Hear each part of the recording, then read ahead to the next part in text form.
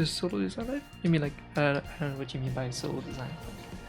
Just the fact of freelancing. It's doing great. Doing great. Hi, gamer girl. With the Blastoise emotes, nice, nice, nice. I have 4 more of these to make later this week, and a little bit at the beginning of next week, I guess, because I won't be finishing it. Blastoise.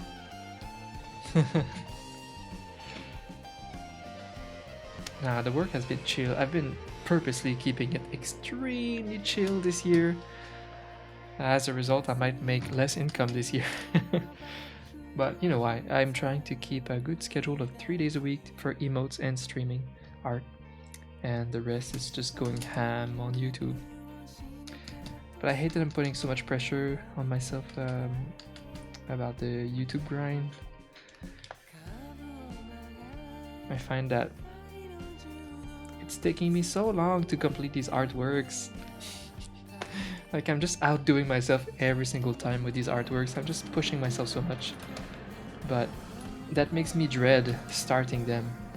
I'm like, I'm not good enough for the artwork that I end up doing. I just take huge leaps every time I make a new artwork for YouTube with no experience. So it's very hard. But this is what we call deliberate practice. I made a video on that at one point after a bit study. It is technically deliberate practice. The really, really hard practice. The one that makes you grow faster, but that is less fun. That's what I've been doing. But yeah, I want to be able to publish a full episode on YouTube every week, but I haven't been able to. It takes me like 2 to 3 weeks, and I hate that. So my big goal is to try to reduce it to like 2 weeks steady, and then maybe 1 week eventually. No, because it's not the editing that takes me the longest time. It's really drawing the artwork. The rest is straightforward. Yeah, but that's something I'll get faster and faster at.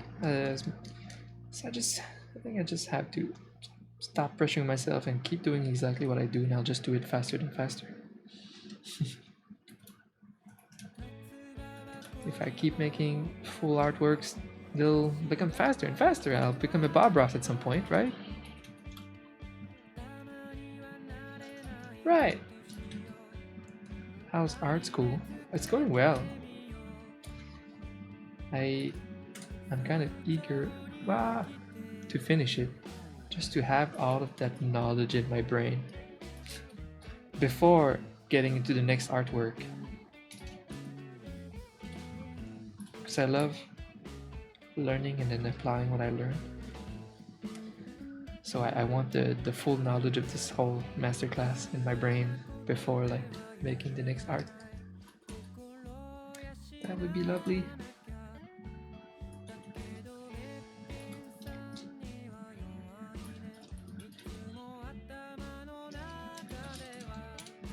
I just finished Photoshop 1 in that class. Now I'm gonna start perspective. Finally! Finally a competent, I don't know how to speak anymore. A competent artist coming out of Blizzard and 16 years of experience is gonna teach me how to do perspective right for creating scenes in comics. That's all I'm asking for. I need direction in my life.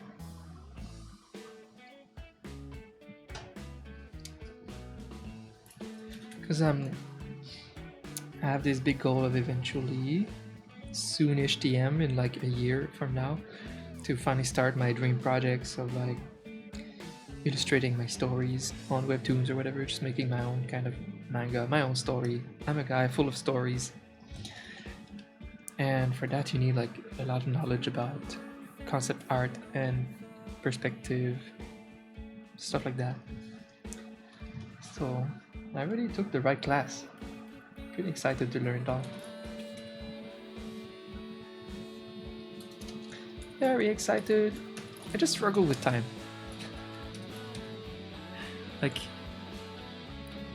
So I think I got my daily schedule figured out. 3 days a week, emotes, art. The rest, I just work as much as possible on my artworks and stuff. In the evening, I do like I eat dinner and then like second workout of the day. And then I study, and then there's not a lot of time left, I feel. Then I have to choose like between chilling, making the next comic for Twitter, or actually continuing my artwork because I'm so freaking slow. So I just end up try-harding all day long. So I can't wait to just be better and faster. Save time. Oh, and also have the confidence. I said that previously, but I want the confidence and experience to draw these YouTube artworks on the stream. Just kind of make the most of my time. That would be brilliant.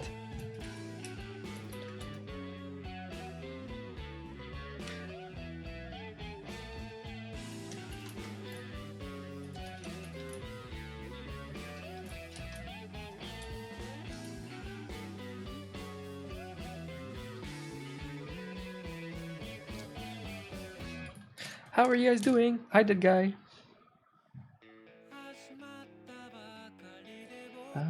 Raccoons. I often look at the real animal before cartoonifying it. Been doing that more.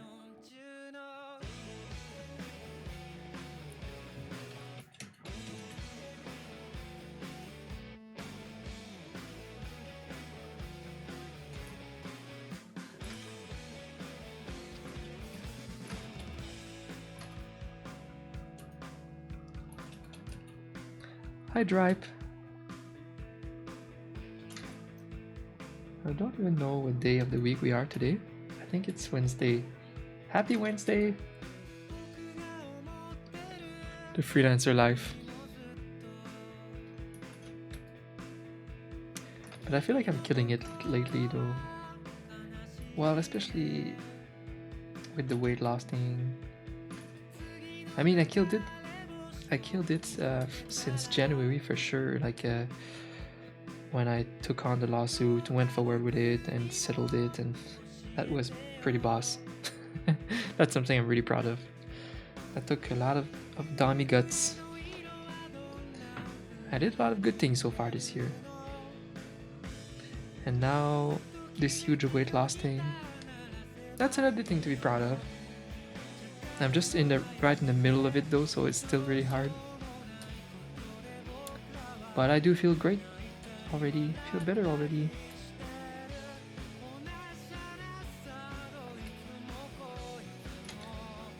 I don't like this sketch that much, so I'm trying to see if I can change it a little bit. Smaller nose.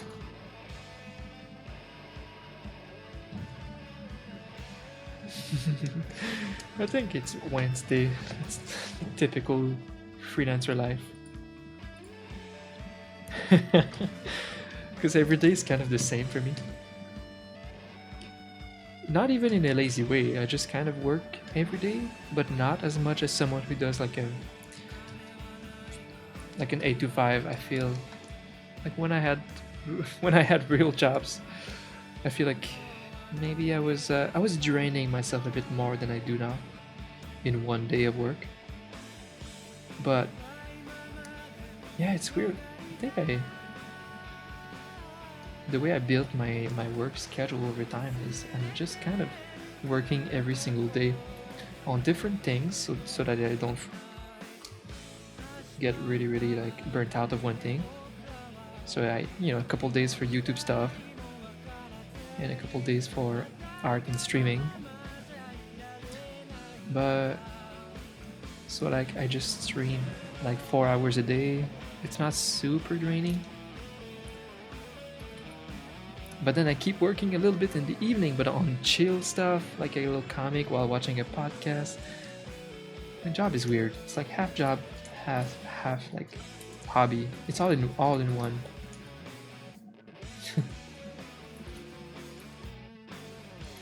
So I try to keep a healthy pace that I can just kind of keep going 7 days a week, pretty much.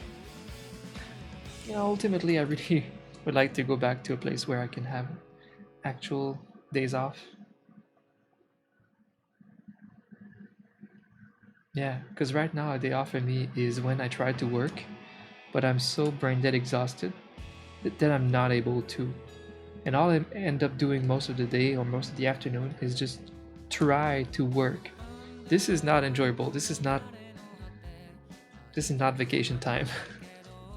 This is just like a failed work day. I hate these. Yeah. It's just I know that, to be on the grind. Hi Christine. What's up? Happy Wednesday. Yeah, to be on the grind successfully with businesses and stuff, you gotta work really hard for a while. And I very much know that.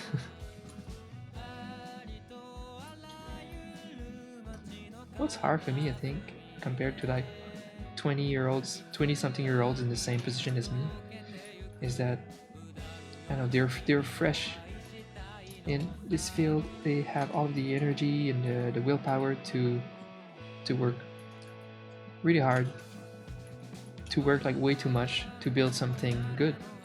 But I feel like I've done that already in my 20s unsuccessfully, and now now that I'm an old tired fart, now I'm finding success, and this is the moment to work hard. And I'm like, I've done that before. Do I really have to work hard again to find success? But thankfully, the kind of projects that I do for YouTube are projects that I would do even if it was not for work. Even if I had like a $200,000 salary job out there, I would probably want to keep making something that I'm passionate about on the weekends. It's just the way I am. I always have these big projects in my mind, and they really fulfill me. Like just creating stuff to leave behind is kind of my goal. So eventually we're gonna write these stories and stuff, and yeah, it's gonna be draining and a lot of work, but I would do it regardless. And I'll be proud of the result. So yeah, I think I'm just eager to be faster at what I do. I kind of like the schedule I have now, but these artworks for YouTube need to be done faster and faster and faster. And then things are gonna be all right, I think. I'm doing very good, Christine. Doing very good. Now I take back what I said earlier. I think I do feel my brain slightly tired today, but I'm feeling amazing. So it doesn't matter that my brain is a bit tired. Like I'm feeling great.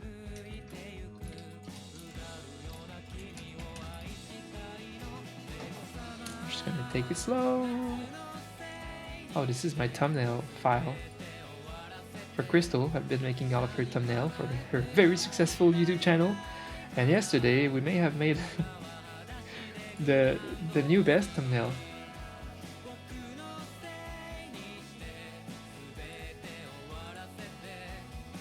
It's so bad.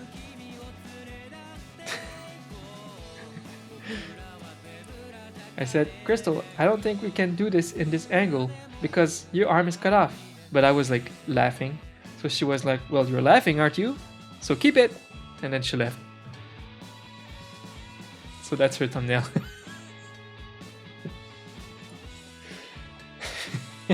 It looks so stupid.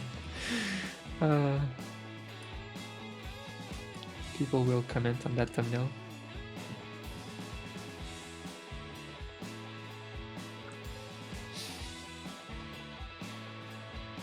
I guess it looks so silly that it's good.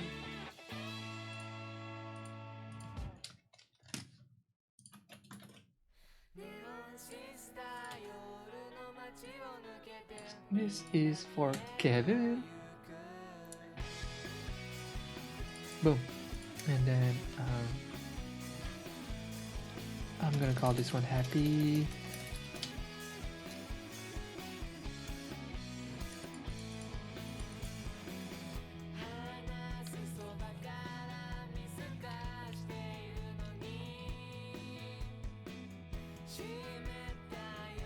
You only need to work as hard as you want. I'm trying to work as hard as I need to reach my ambitions.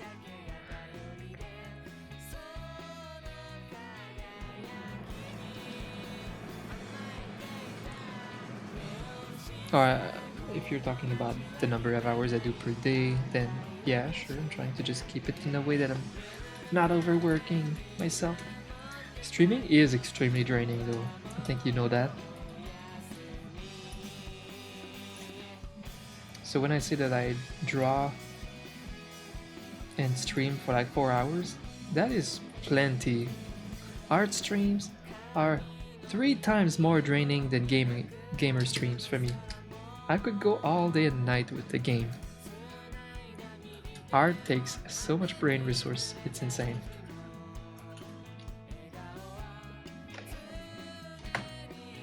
Art is insanely hard. It's not our fault that so many people have the willpower to get really good on Twitter. All of these people have that in common, they're just nuts. They're not good because it's easy. They're good because they're all nuts. And extremely hardworking people. But it's kind of what's cool about art. I've always been someone I like grinding, I like improving at something that's hard. I've always been about that. That's why I play Dark Souls and stuff like that. And art is very much like that. It's kind of rewarding to put all the hard work in. But it takes years.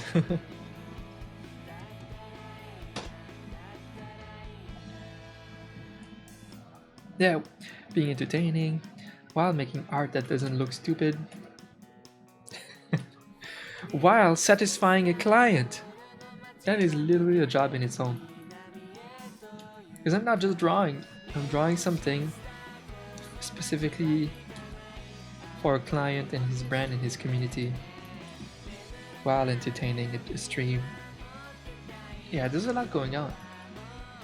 That's why sometimes when I don't have enough energy, I shut off my webcam. Because even just being live on watched, you have a portion of your brain dedicated to that. It's true. You spend more energy just being on a webcam.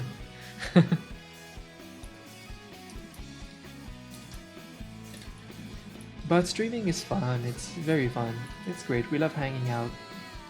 We love people, and we don't get to be around people that much when working from home, freelancing. It's fun to be able to do something with the community. It does take longer, but you know what, sometimes I work off stream and I'm so distracted, I'm so not in it, that I'm actually sometimes slower off stream when I should be faster. Yeah, because I feel like, yeah, Jill streams. I know she still streams, but she used to stream a lot.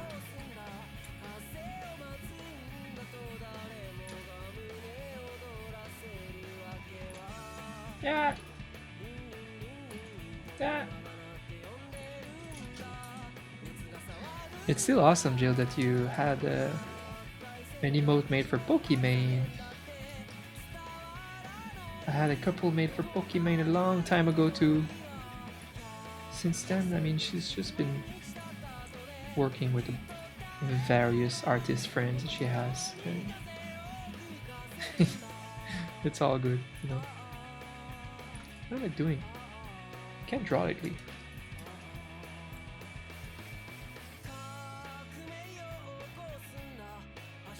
Alright, so I want big eyes, but not too big. What else?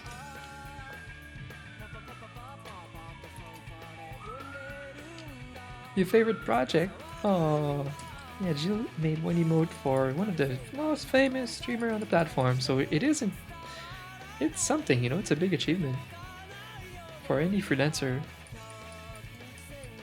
I'm lucky enough to have worked with a lot of big streamers. But there's something really cool about about being able to say that you made some branding for some of these big streamers. For sure. I made some also for Pokimane. I think she has one or two of them still on. But I'm really like, I don't care. I'm not concerned about it if she removes them or whatever.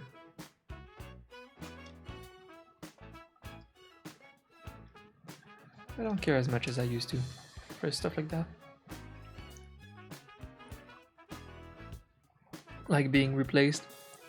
Because like, I don't know if it's last year. I think it's last year or the other one before. I had like 4 clients replace me for the same artist, the same new artist. I'm like, alright, he's the new cool guy in town, I guess. But I don't really take it as personally. I don't really care. You know, because there's a certain type of streamer maybe that came to see me because they thought I was the best for a time.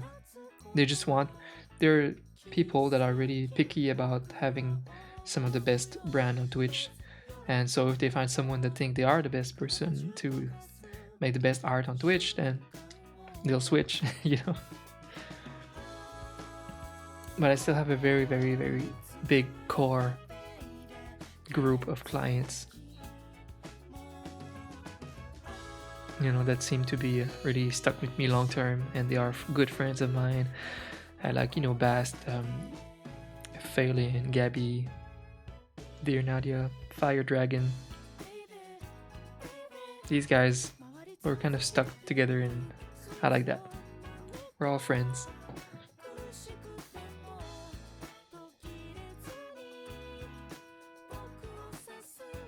But yeah, it's happened a couple of times that streamers replace my whole thing by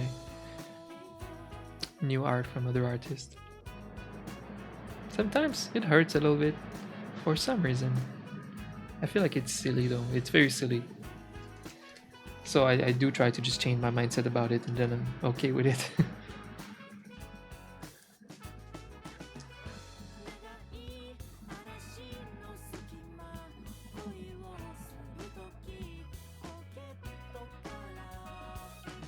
She commissioned me for a handful and used a few of them. Oh, I see, okay.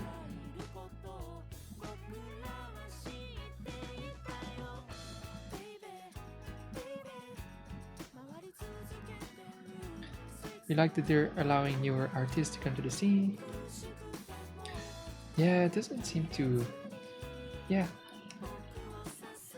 Twitch is such a goldmine for freelancers, it's insane. It's such a good opportunity for people to make it and are able to grow a little clientele. I think it's pretty insane. I mean, it's a dream job for so many artists. It's funny because I've been talking to some of my old emote artist friends like Ugu Bear, and we all reach a point where we almost take our job for granted. It's such a good opportunity, but we're all thinking of the next step. Like Ugu Bear, she's in the mood for going ham on streaming. So she's just like streaming now. And me, well, forever an artist and a writer. So I will go ham on YouTube for sure. That's my next goal. If anything will replace emote making or just commission making for me, is if I can live off of YouTube and Etsy, something like that. Like merch and YouTube is something I see myself doing, but I would still stream. Probably a little bit more games and chill stuff and hang out and just make this really fun and hype. But there might be a time where I won't be doing much commissions anymore in the future. If I can make it, that's like a good business goal. In the meantime, I love the job and I'll do it as long as I have to. And it's going to be a soft transition. I'm still going to be streaming, I'm still going to be doing art. But just a bit less exclusively for like a client. But I'm thinking also of keeping my core clients and friends for their emotes and Twitch brand. Like even if eventually I stop making like little emotes on Twitch and stuff, on stream I mean, I would still keep my core clients and happily make fire dragons, little dragons, you know, for sure. Oops. Hi Roll! Good afternoon, buddy! Damn it, which way is this going? This is an old Wacom pen. I change a nib once in a while. I found a place online to buy old Wacom pen nibs compatible with mine. I make this shitty tablet survive so long, it's stupid. I'm so ready for a new tablet. But it's always the same thing. I'm like, I want nothing less than a good top Wacom, but I feel like they're not worth the money. So I'm not buying anything. I'm waiting for XP Pen and iPad to be literally trashing Wacom or becoming as good but for a lesser price. I feel like if anyone can do it, Huion and XP Pen can do it very soon. They could match the quality of a Cintiq tablet for cheaper. So I'm just waiting. If anything, just one more generation of iPad and they will absolutely destroy and bury Wacom. And I'm just waiting for that because I'm so done with the business model of Wacom.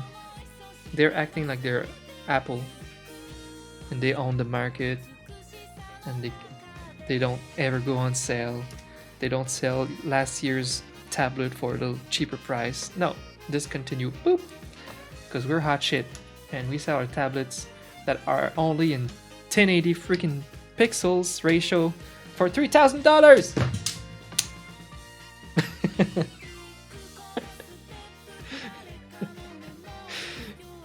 Got it. Yeah, I have a little feud with Wacom. I don't know, I just don't like that business model.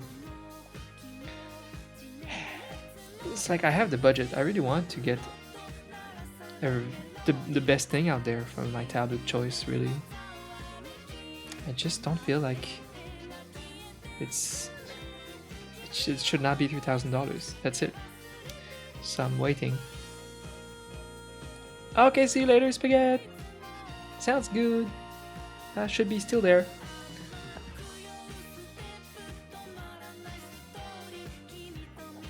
You haven't? Wow, you got an iPad for other reasons than drawing? That's the best. That's the best thing because that's the only time when using an iPad Pro as a drawing tablet is worth it. Actually, from all of my research and stuff, iPad Pro right now is literally top two best drawing tablet that you can get.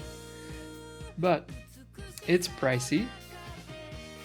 So if you use it in your daily life as a normal tablet, then it's extremely worth it to use it to buy it for a drawing tablet at the same time. My problem is I can't justify buying an iPad Pro because I'm not a tablet guy yet. I don't really have a use for using tablets. Yes, Roll, you're right. I think it might still be cheaper than Wacom. Well, you would have to see the Wacom Cintiq of a similar size as the iPad Pro though. I don't know if that's like the 16-inch one. It might be comparable. My mom gave it to me because she had a Pro with a pencil and wasn't drawing on it. With your regular iPad. Well, Jill, you have one of the best tablets out there for drawing. Use it. I don't know what you were using before. I'm so ready to upgrade. This would even make better stream content.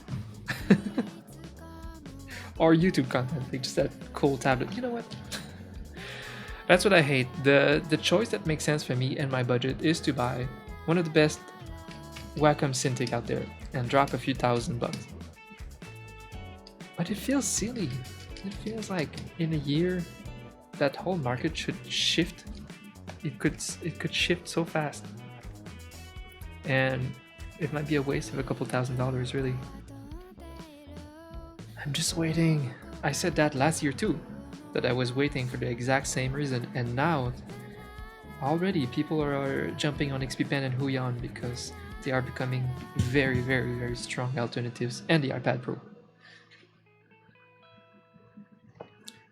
There are more players in the game, Jill. More players in the game now. So if I just wait a little longer, this tablet will be my lovely backup tablet.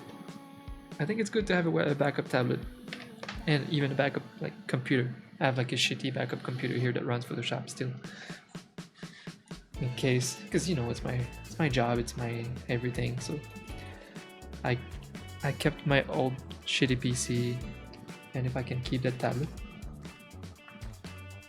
as a backup. It's also my first tablet, so there's many reasons to keep it, I guess. My first drawing tablet.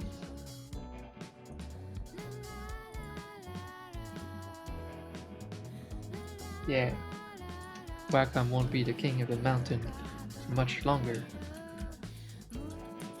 They might have to reduce their price, or actually have a model worth $3,000.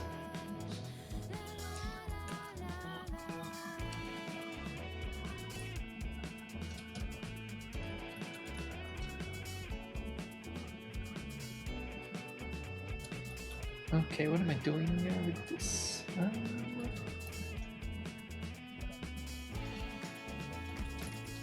Let's draw!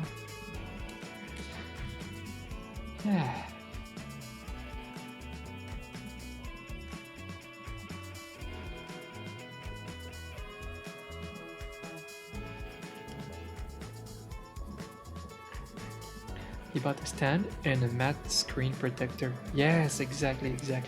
I was gonna mention that, or ask you that. You got the matte screen for the little texture, I guess. That's what I heard. All you need is the little added texture on the screen, otherwise it's a bit too sleepy for mimicking a normal drawing texture.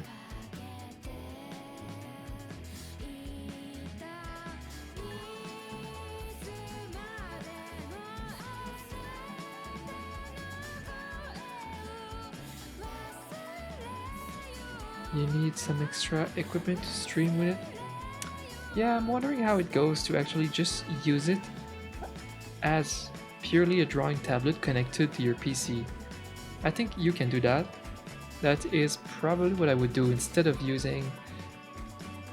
I mean, it's awkward to use your PC's Photoshop instead of the in-tablet Photoshop. I guess maybe it sounds stupid. But I love using my PC. My PC is very powerful, so I think I would prefer just somehow using the tablet just as a screen, just as a tablet to draw, connected to my PC's Photoshop and everything. Would like to try that. And hopefully there's not too much lag or anything.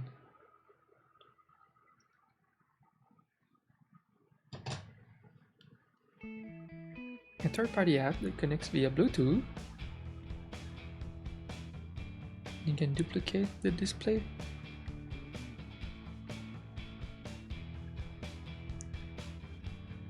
Yeah. But again, what if you want to use your PC and just use it as like a connected drawing tablet to control your PC? I think you can do that too.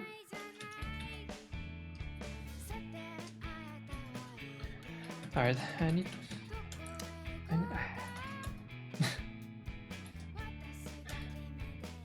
feel like I've been struggling lately. I see my design and I'm like, What did I do? Let's redo it. Dummy surgeon time. Dummy surgeon.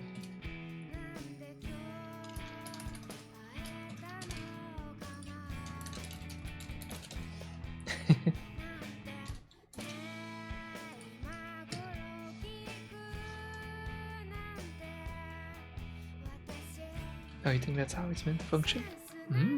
Okay.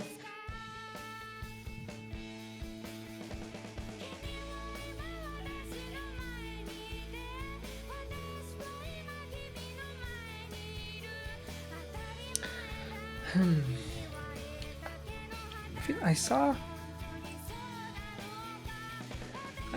When did I see that? I think it's when I was studying this old, really boring but good class by Riven Phoenix about anatomy, and he said something about inspiration when people ask him about how do you find inspiration. He says you have to train yourself to eventually create inspiration on demand. That's kind of what it is for me. There will be random times where I'm super inspired and like, whoa! But most days, not really. I just trigger inspiration mode. And then I think of something. Yeah, I think of stuff and oh, that's cool. Oh, that's cool. Okay, let's do that. Yeah. You have to train your brain to get into inspiration mode on command, basically. Because just waiting for it to come might become longer and longer before it comes back. Especially if you work a full day job that makes you a bit tired. You come back and you just kind of want to watch Netflix with some spaghetti. But if you sit down after spaghetti, put on some good music. Oh, music helps a lot for me motivation wise.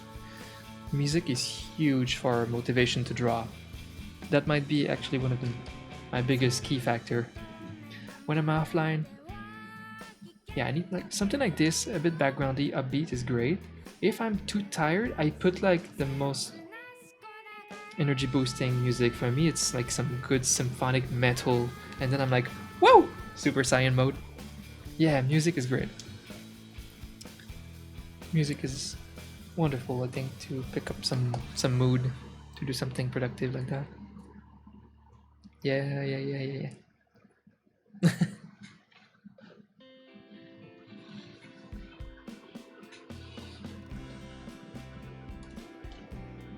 There's a couple of genres. I think everyone has a couple of genres of music that they listen to get in the mood for drawing.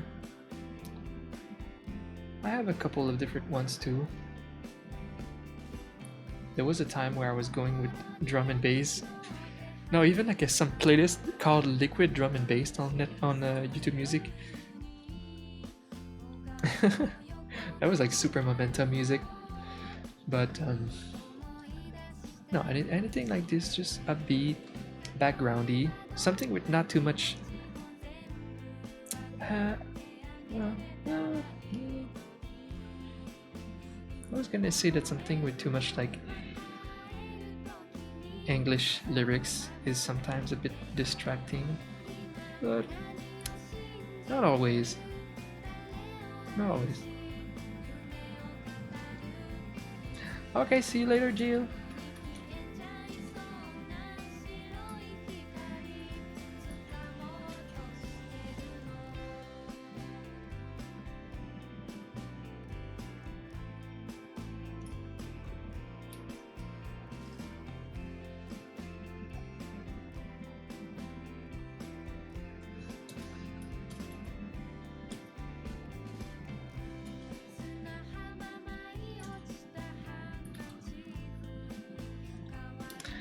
Jill is great. We usually hang out at every TwitchCon because we have a lot of like communities and friends in common. We especially met from Dear Nadia's community, my streamer friend.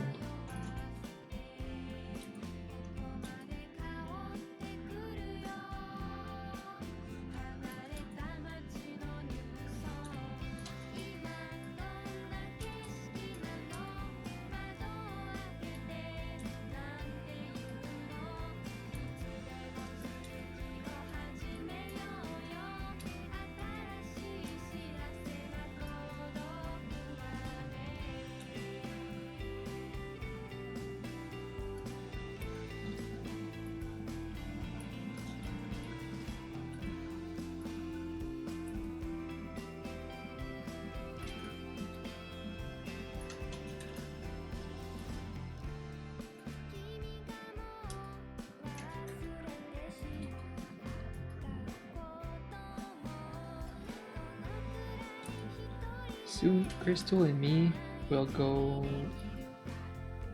rent a little Airbnb in Montreal.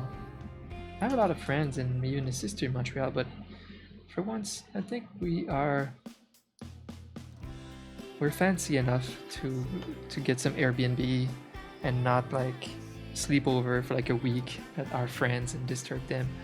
And also just for my personal comfort. I don't like sleepover that much anymore, especially when they have like animals and I'm allergic and so we're gonna rent a nice chill Airbnb for a couple days, maybe 5 days, and see a lot of our friends in Montreal that we haven't seen in 2 years. And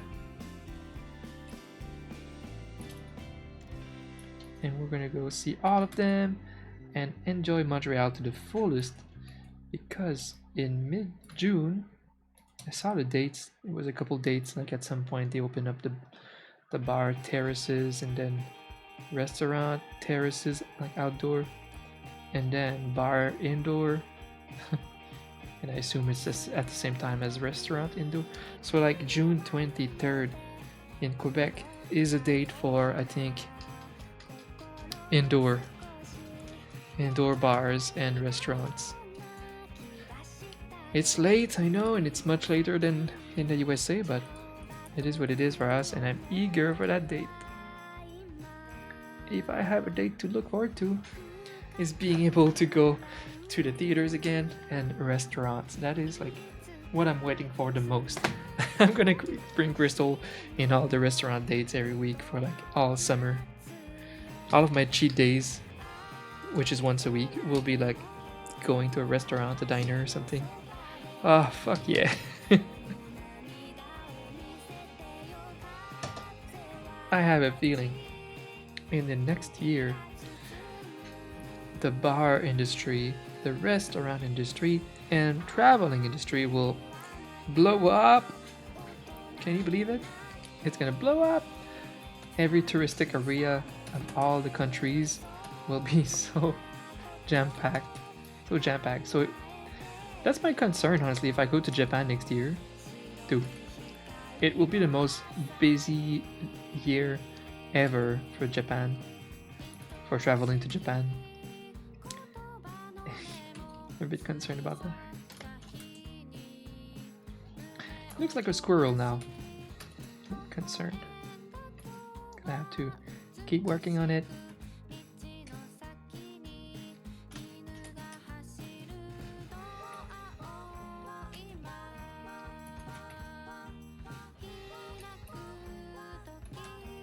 Hi, Mr. Bites.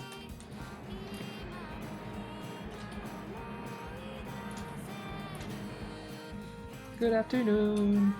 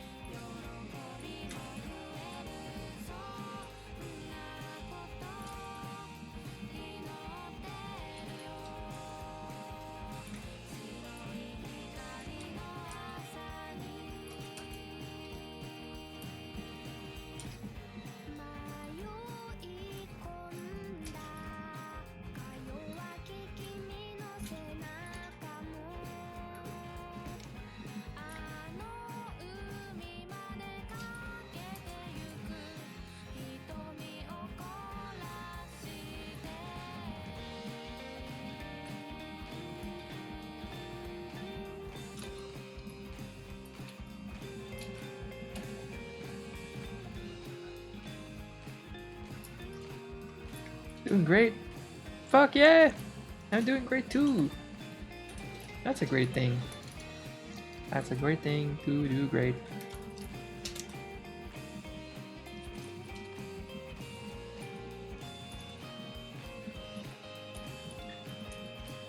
I love it in May when the weather and the vibe feels like summer.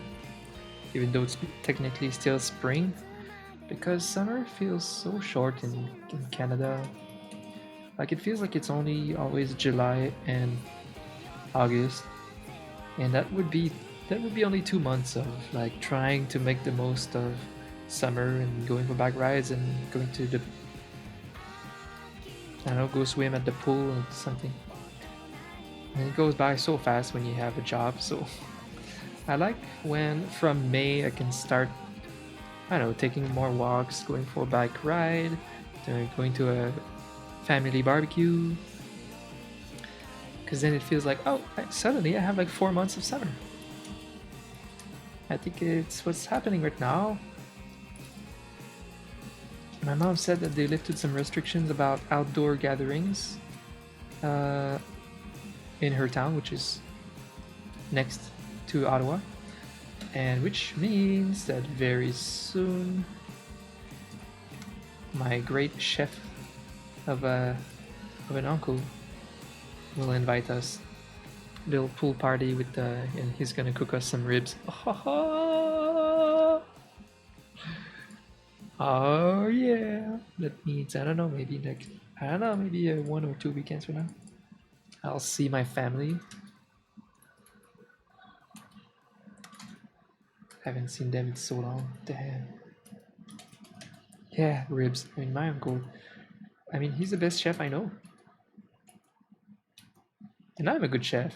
But my uncle, gee, she. Oh no. Oh no. I don't want to be a she guy. I heard about she last week. Actually, I was like, all right, what's this? What's this?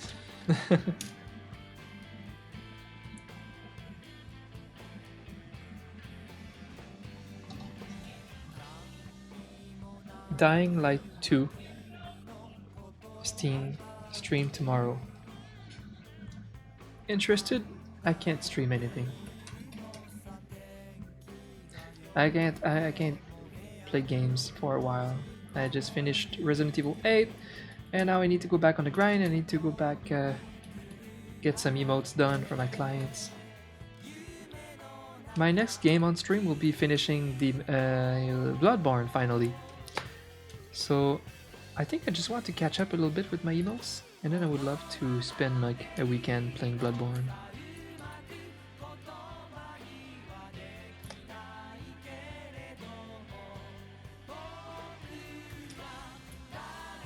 Struggling with this. I don't like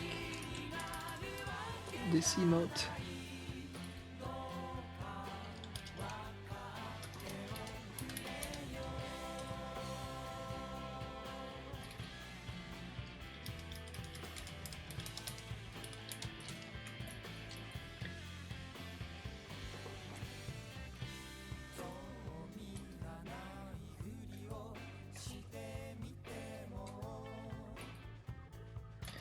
Yeah, I'm just eager to see my friends right now and have a beer, have many beers. I miss it so freaking much. I'm thinking only about that. And I miss all the summer things I used to do like 15 years ago, before summers became boring. We used to go to a lake, play beach volleyball, stay up super late with a bonfire. That kind of thing I would like to eventually bring back in my life.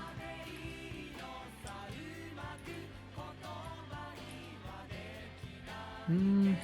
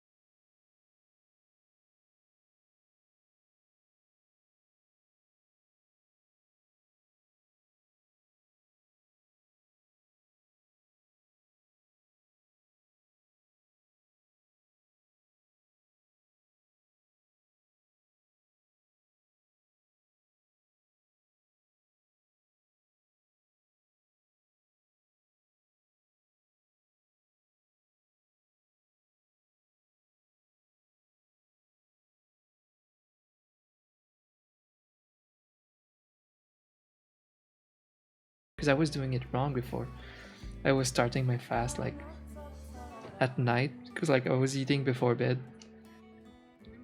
and then but like if you eat just before bed, you don't really digest your food much, so like the whole fasting period is kind of cancelled. I was doing it wrong. Now I started at like 6 p.m. and then I'm super hungry by the time it's bedtime, and that's where it really works. That's a real fasting period. Yeah, the fasting has been really working wonders, I think, for me.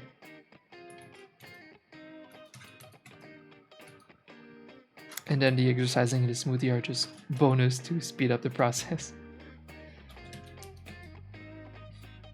Well, and to just avoid having too many calories in one day, I mean, even if you're doing intermittent fasting, if you're eating 3,000 calories a day, you won't lose weight, I think.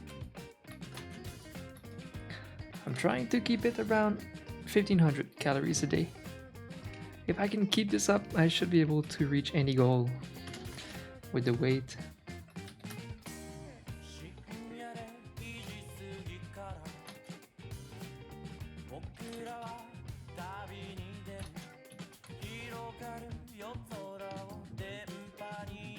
Ayo.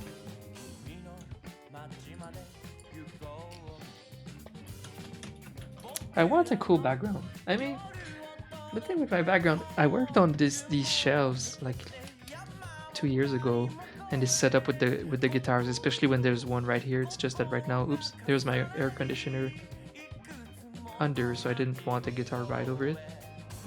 So I moved it to complete left. But I love this setup, but it's like we don't even see it.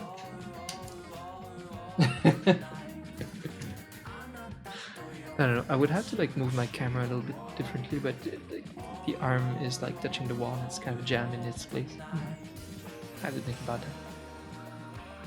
I don't know. I'm just in the mood to maybe add some stuff to my background soon. Especially on those shells, I could add some. I don't know. I'm thinking of a spooky ambience actually. I don't know. Buying a couple of like 80s or 90s horror props, like from movies that I like, or just, just ideas that are running through my head a little bit.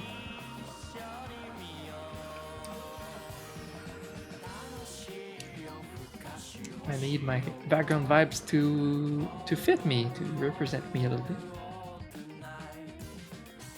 Well, this nerdy stuff definitely works, but I could have better ones too. Like I need a guts, from Berserk. When Miura passed away, I realized, whoa, yeah, Berserk was always like number one for me for so long. It would be cool to have like an awesome figure of guts, probably somewhere.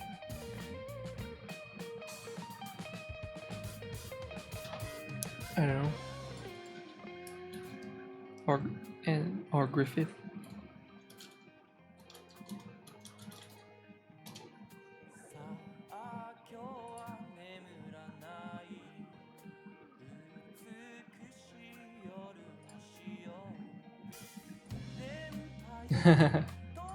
Yeah, with the bloody sword.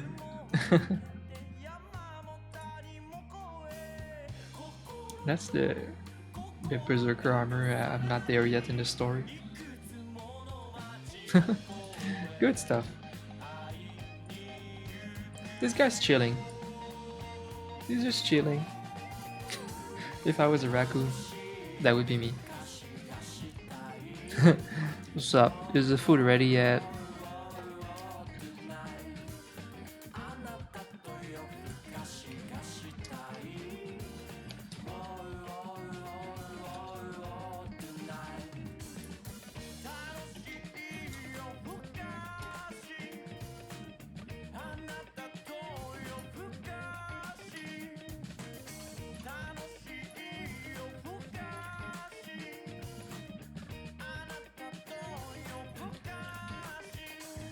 Yeah, for some reason I feel like I want it a bit chibi, his expression.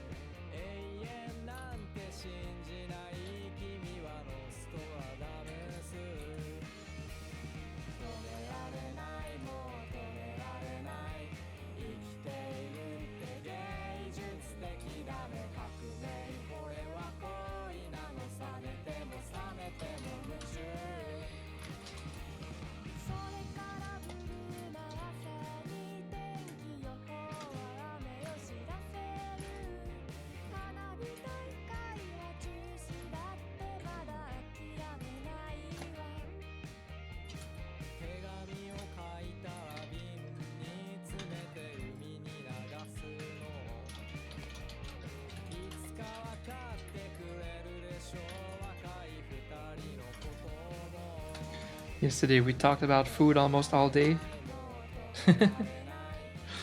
I was so hungry with my little smoothie. I had a big a big omelette today, so might be able to last a bit better.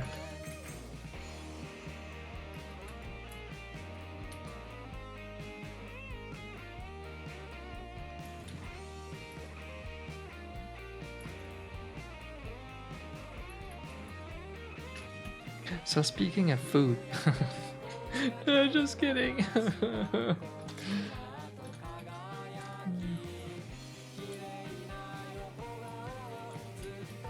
I mean, let's face it, food is the best topic.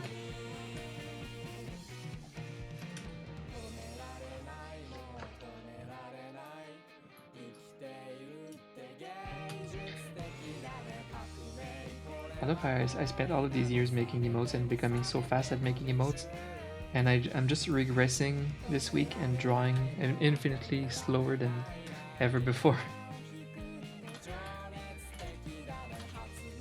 But I'm fine.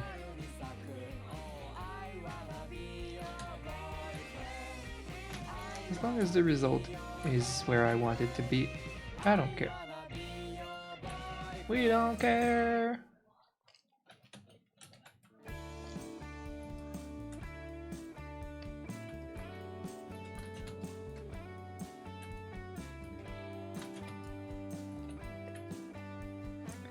I noticed that I get a little bit less email requests for work than before.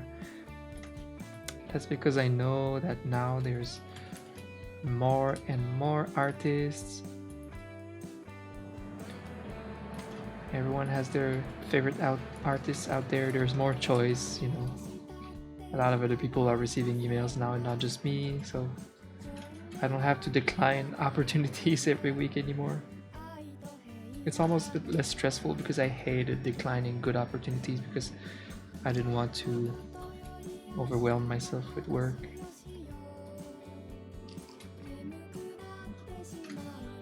The concern would only be if the competition was so strong that I was actually not able to get anyone for my fee or whatever. But nah, it will never be the case. As long as I don't take like a 10 years hiatus of making emotes, I believe I'm like safe forever, and that's a feeling that's important to have. As a freelancer, you want to feel safe. It is essentially technically an insecure job, but what job isn't? I mean, when you think about it.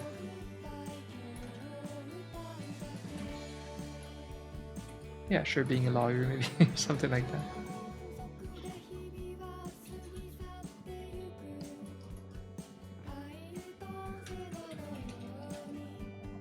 But being a lawyer sounds like it sucks. I have 2 lawyer friends, actually. No, it doesn't seem like it sucks. You really need to be passionate about it. You need to be confrontational too. You need to be able to handle confrontations. You kind of need to be sassy. I've seen my lawyer at work. It's interesting. I have another childhood friend that I really want to catch up with soon, who became a criminology lawyer. And that is intriguing too. Can't wait to catch up with him and learn about how it is to defend murderers. Speaking of which, I started a new series. You know me, I'm always finishing series and starting new ones. New series that I'm watching is How to Get Away with Murder. It's a lawyer, a defense lawyer like a crime defense lawyer who teaches her class how to win a case for a defendant that is possibly guilty. So she named her class How to Get Away with Murder, and it goes pretty far and it's really interesting. It's fun. It's good shit. I saw the reviews, it looked good, and they have like 5 seasons already. with good rating. So I'm like, let's go, new series. I like having a good series to binge when you get attached to the characters, and then you don't spend your evening. You don't arrive with your ball of noodles at your desk looking for something to watch for an hour while it gets cold. Nah, you just get in and you know exactly what to watch. You press continue on Netflix and you're good. That's the best. That's the best thing.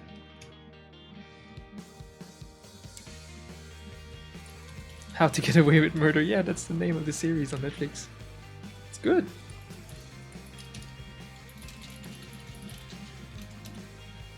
American thriller drama, 6 seasons already. See? So I'm always researching for the next good series to watch that could interest me. Look at this good ratings overall for this show, including the user score, of course.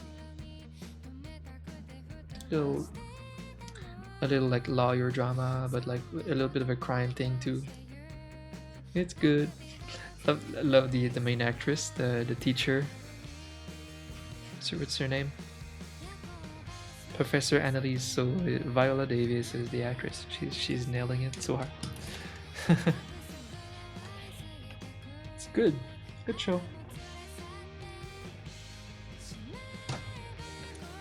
I have noticed a lot of series this year are more what's the word for that? Are more inclusive than ever before. With the whole movements with the BLM last year, and just the climate in general of wanting to be not fake inclusive like the past 10 years, but like real inclusive. And yeah, I like it. I love it. The past like 3 series that I've watched, it's like the main cast is all colored or from a bunch of different nationality, even though they're Americans. But you know, I love that. I love that because it's their reality, and yeah, it fights ignorance and racism. It does. It really does.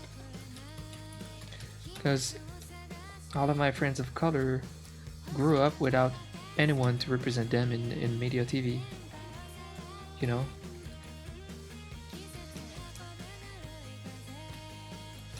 They didn't have like that much good characters with the same nationality as them anywhere. But now they do. It's awesome. Little kids can watch Black Panther and be like, this is great.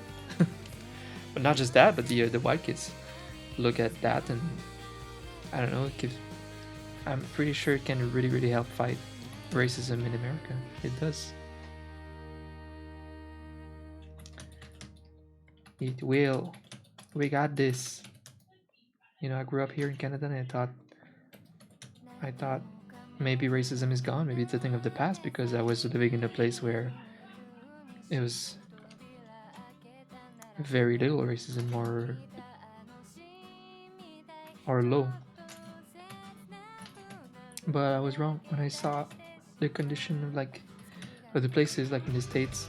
Whoa, like I saw it with my own eyes in person, racism, and I freaking hate it. So I like that you know, in general, in the movie industry, in the art industry, in the music industry, people are very progressive. Artists are always, like literally always, progressive for the good cause. Think of others before themselves and that kind of thing.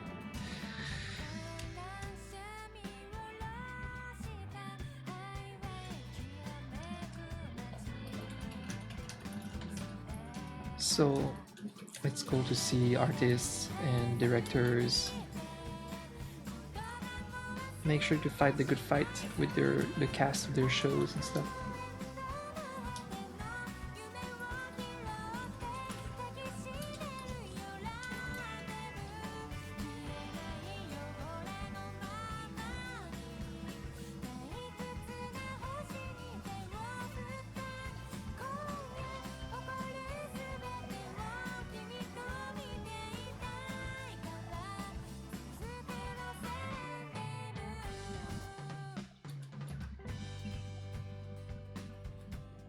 I think from my generation, some black actors that were kind of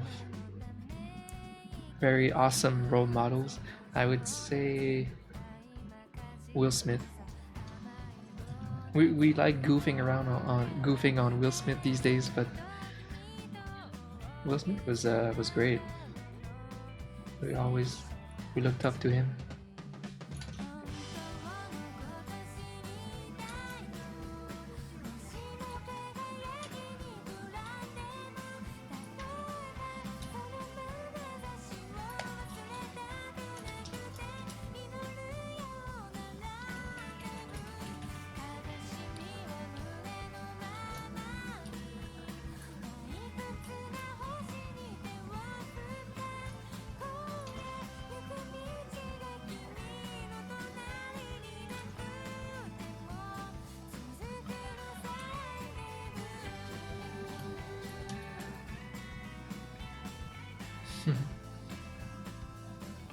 Sass.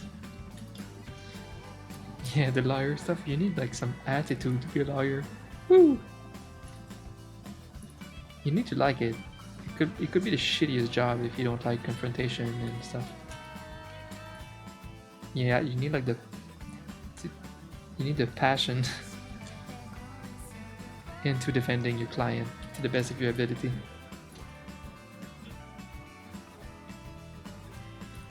So I'm thinking it can be fun for some people, I think. Sounds like a hell job to me though. It's like being a cop. It sounds like hell. I think most kids around 12 years old, they think, wow, it would be so cool to be a cop.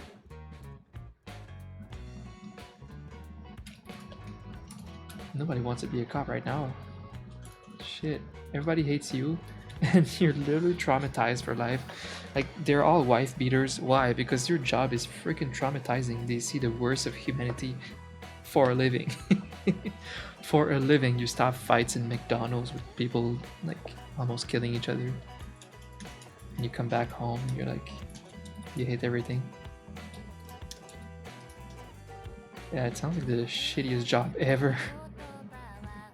So the cops that are good cops and they try to have a good relationship with their community and stuff, they're like superheroes for how shitty their job is and how people shit on them all the time.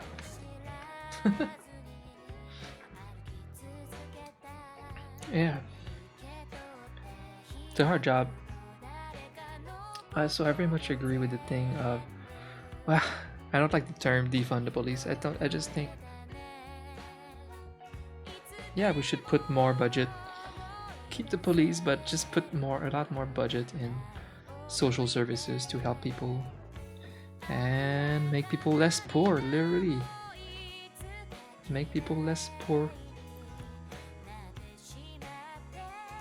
And there will be less crime.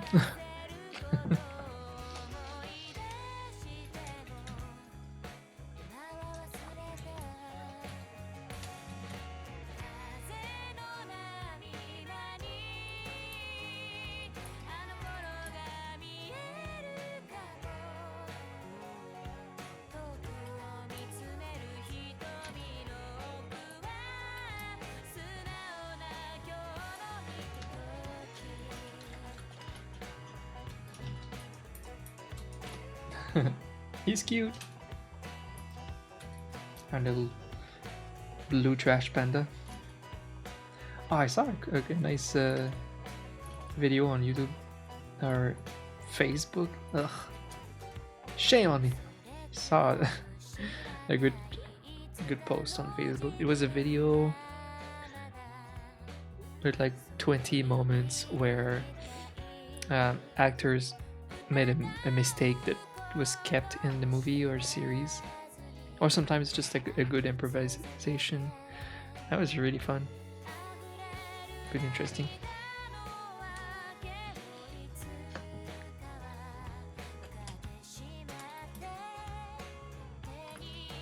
There was this scene with Leonardo DiCaprio, I forgot in which movie, Django Unchained, where he smashed his hand on the table and it was glass and it broke and then he was like pissing blood on his hand, but he kept going in the scene.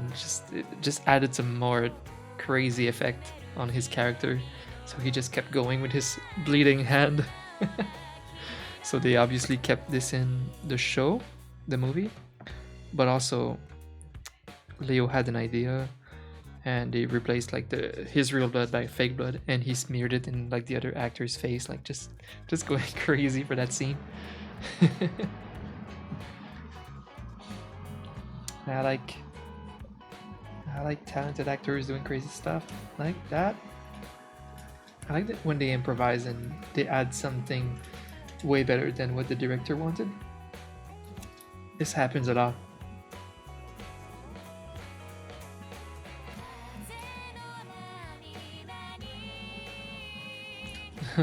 Welcome back, Spaghetti! I was talking about moments in movies where actors either improvise or make a mistake and it's kept in the show. I saw some example yesterday, it was fun. I saw an example of Leo being an awesome actor.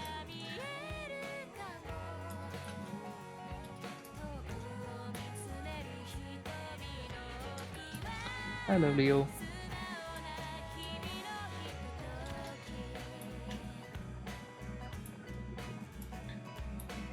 It's funny, Leo, Brad Pitt, and Tom Cruise were victims of being the heartthrobs in the 90s, and so all the boys were like, ah, you only like them because they're good looking, and you know, we thought they were like not, I don't know, admired for their acting, but more for their looks in movies and stuff.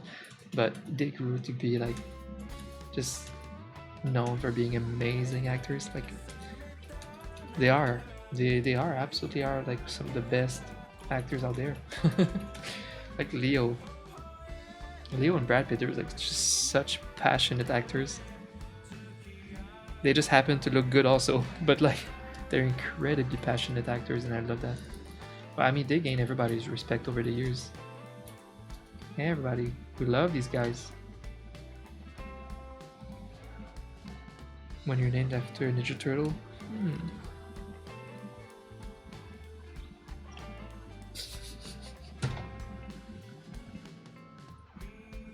It's funny that Ninja Turtles are all named after Renaissance artists.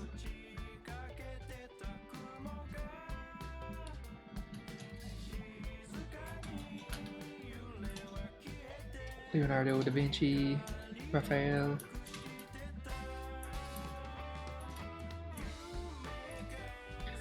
Donatello, just like Italian Renaissance artists.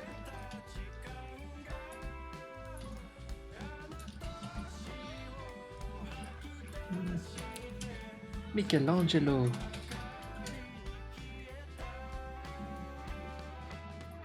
What's that language that changes everything that ends in, like, in T?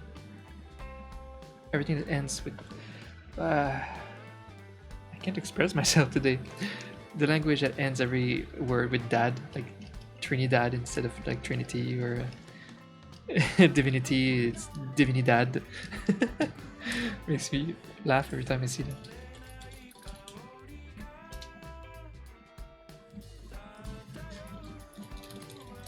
What language is that?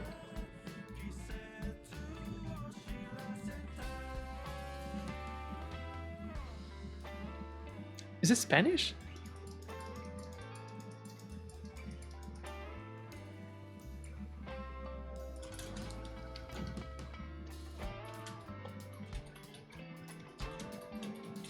Confusing myself.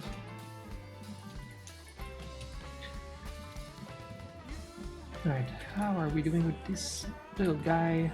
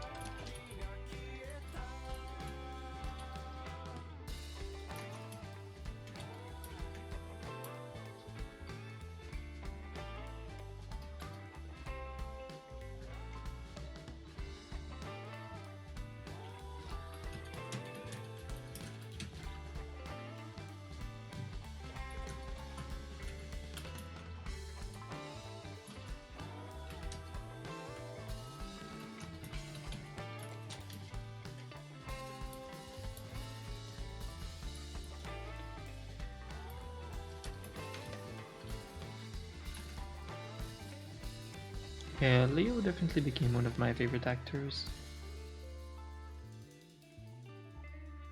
Over the years. Well, now he has nothing to prove. He just has to choose good roles, good movies to play in.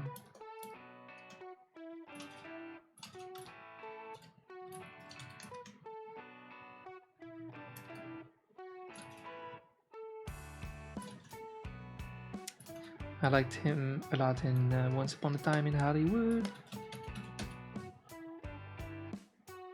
That was a good movie.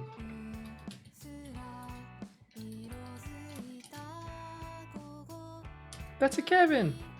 Welcome, come on in, grab some coffee!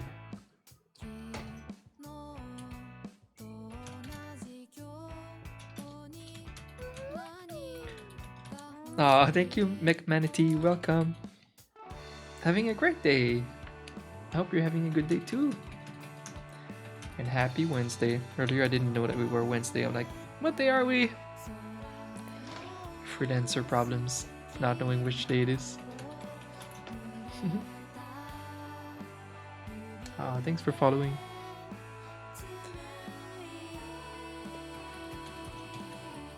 How are you, Kevin?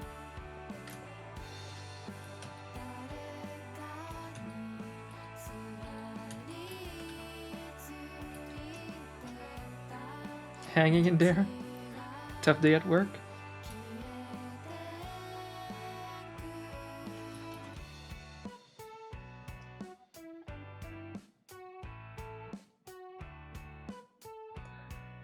I woke up feeling great. Just things have been nice lately, like mentally and physically. So when things are good, you gotta enjoy it. Oh yeah.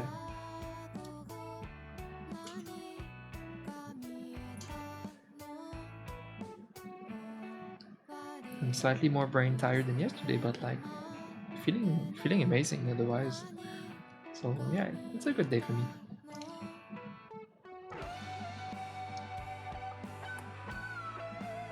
Oh no! Trying to be your day off, but you're working anyways. Oh no!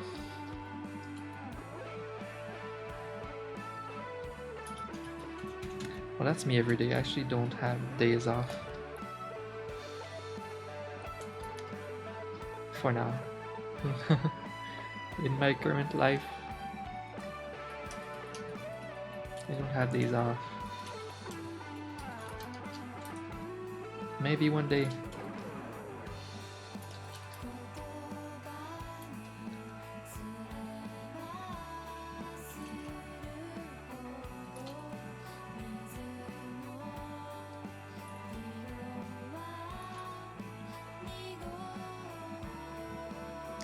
But like I said earlier, I don't think I work like tons of hours a day. But I do work a little bit every day. But I work on different things, so like the weekend is more like YouTube stuff. It's still work though, like it's not always so peaceful in the weekend, really wanting to just chill, and I'm like, I gotta make this artwork that is too advanced for me to make. And then I pressure myself with making the artwork and putting it out on YouTube, editing. Woo! So it would be great if eventually that could become my main job. And then maybe I would be close to being able to afford taking more time off.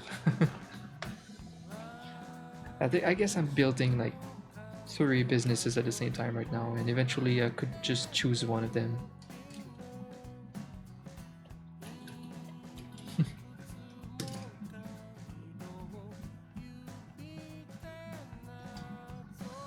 Yeah, exactly.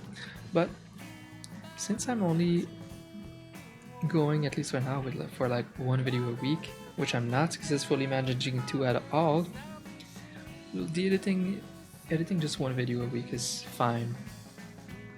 Editing for a full-time like streamer YouTuber, that's a long job.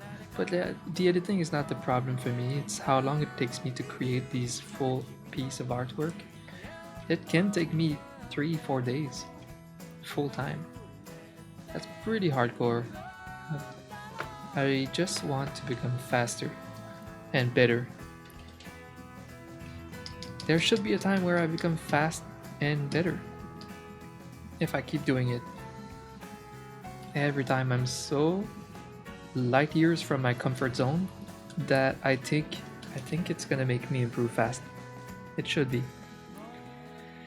That's my goal. Improve fast, study every evening, and improve so fast that I could just draw a full piece in one day. And then so I could make a video in 2 days. That would be wonderful. Help me grow faster. Save many days of work. Eventually even make it on stream. Boom! Then I feel like it could free up my week so much. Well, these are good goals to have. I'll just work towards that.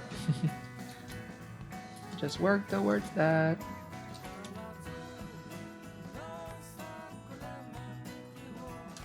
For now, I have to work hard every single day.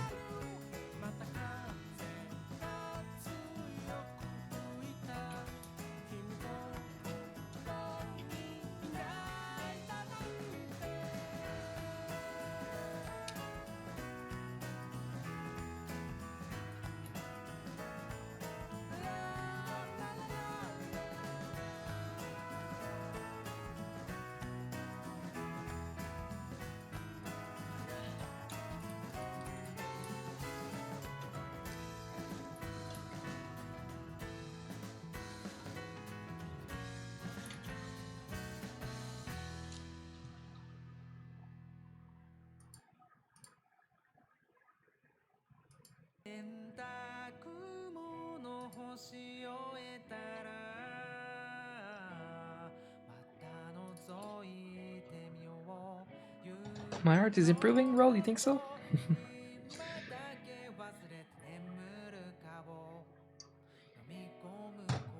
It's like I said in my last coffee time doodles. I said like you guys can probably very clearly see my improvement over time because these are all my big artworks. All of them.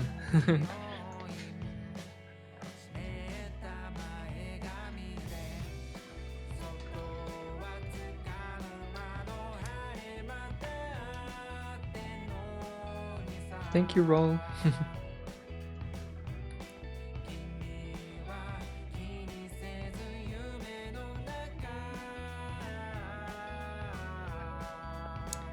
Yeah, my next class is perspective. We're gonna learn a lot. Hi, Charbear, welcome.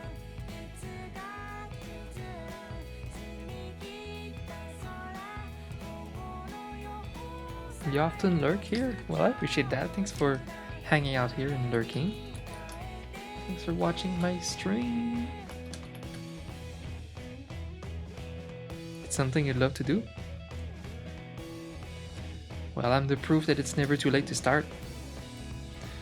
I used to draw a lot when I was like, I don't know, like a kid, you know, like until I was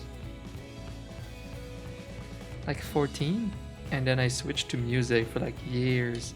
Came back to art. Almost still a beginner at like 27 years old. And then I went ham in it until now, like 10 years later. So, so I'm technically late at the job. And I still made it into a beautiful passion job. So yeah, it's great. Like, if you're like a beginner and you see yourself, I don't know, you see yourself becoming passionate with digital art, there's always a lot of time to make it. It's nice. It's nice that it's never too late for art or music.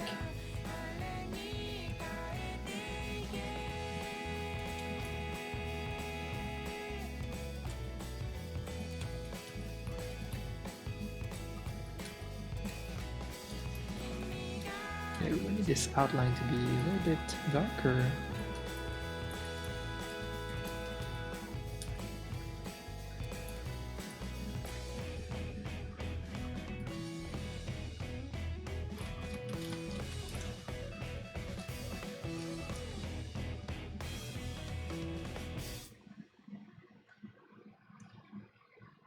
I spent money on a art school class. Jesus, don't worry about this price. This is a commercial license. It's not the real price. Um, and it's a very, very complete class by an ex-Blizzard employee with 16 years of experience in the industry that does exactly what I need to be good at. And he went to the real good American colleges. You know, the American colleges in advanced digital art that make you spend $100,000. Well, so he knows how to teach. He knows, like, he's just gonna go with everything that he learned in school and his job and makes and he's really passionate about making like his ultimate class for a digital artist, and I love that, and you can feel it. He did a really good job. It's funny because he's French Canadian. I recognize his accent and his name. Marc Brunet is like so French Canadian. Yeah. Love his class. Next I'm doing nude figure drawing next. Perfect. That's so good. And then perspective. It's awesome.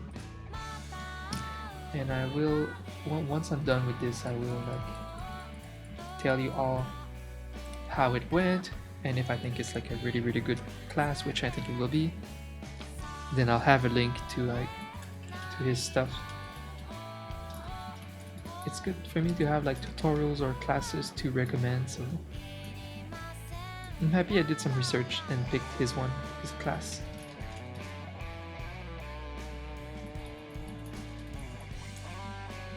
Because there's only so far you can go with YouTube tutorials. 10 tips to improve your art fast. That will never get you anywhere.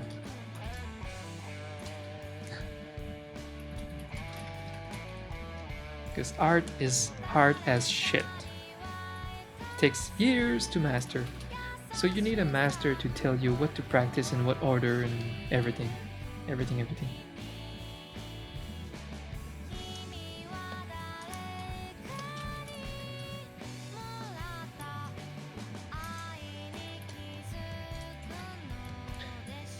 My cuties here are still not on Etsy. They're just sitting there, sitting ducks, sitting Pokemons. You could put them on Etsy soon. I was gonna do a second batch though to add to this batch.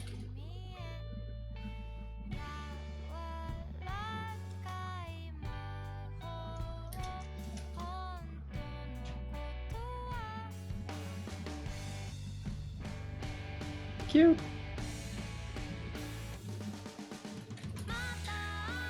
I transformed him a lot. Oh yeah, no, mine I paid a 350 because I know that his class is 500 USD full price, but you can wait for a sale a couple times a year, and I got it at 350, which is literally a steal. You get all of the knowledge from someone who could teach at an American college, someone who's been through the greatest college, so that he knows what they learned in school, what was useful, what was useless, you know? Plus years of experience in one of the biggest game company in the world. So it's just the perfect teacher to teach digital art. Especially since it was for gaming and stuff like cartoons, comic scenes. It's just perfect for me. If I was gonna do one more class after this one will take me like a year.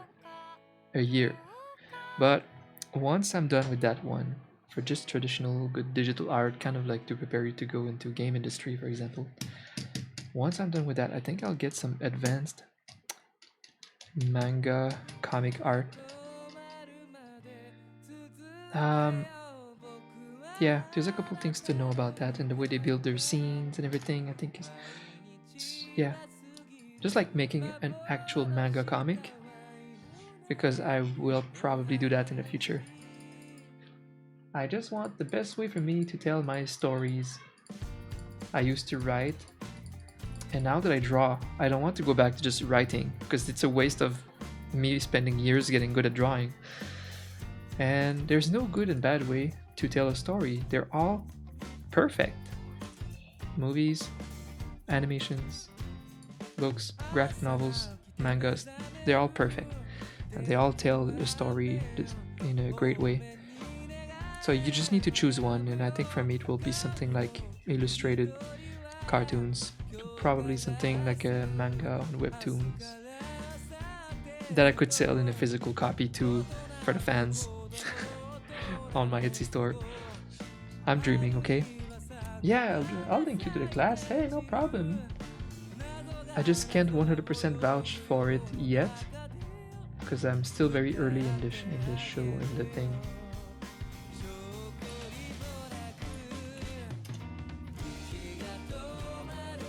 I mean, I think that's the link. Hopefully that works for you. Because I'm logged in, so I don't know if it works.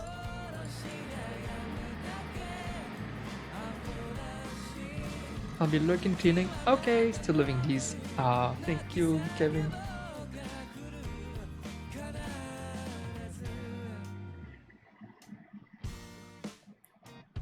I was talking about it and your internet cut. No!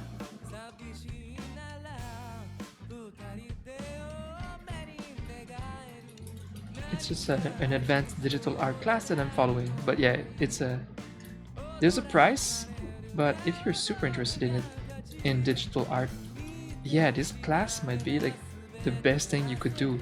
You don't need to ever watch a YouTube video again about art. It's like a full curriculum of school, advanced digital art by a very high level pro.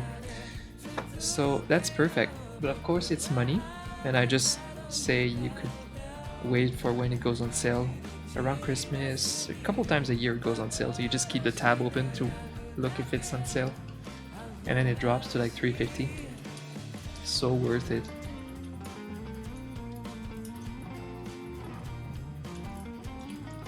Who knows, I might get other classes later on. Like I said, one for manga, for actually making not just the manga characters, but like creating a manga book. That kind of knowledge, I would love to have that.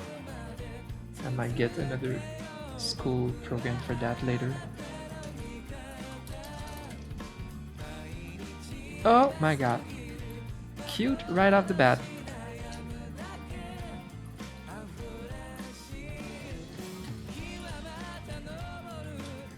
When you're just born to be a cutie, you know? He's not even trying, he's cute.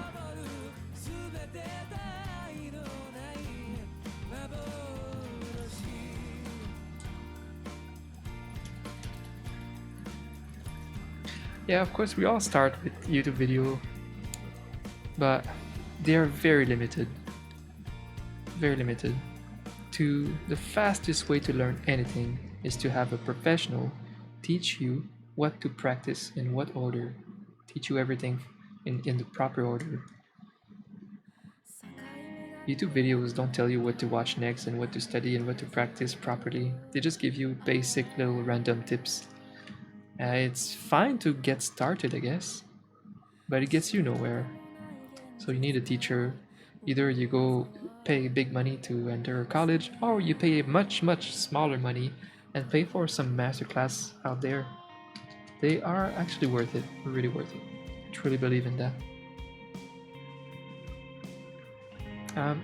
There's a version of this class that you can pay a little more. I don't remember how much more. To have like to have like pros. I think him or his friends, and they review your homework kind of every week. They review your stuff and help you like being in a real class. That is really valuable. I'm not doing that because since I have a full-time job and everything, I have to do this class in my own time without the pressure of having like exams and that type of thing. So yeah, I will get feedback in other ways later on.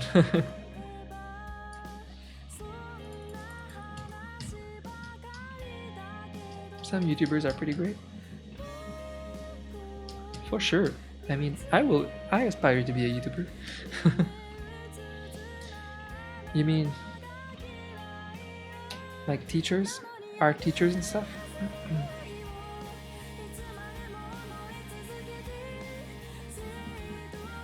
Hmm. Yeah, I mean, I learned a thing or two from YouTubers. It's just far from optimal for the fastest way to learn something to become a pro at it.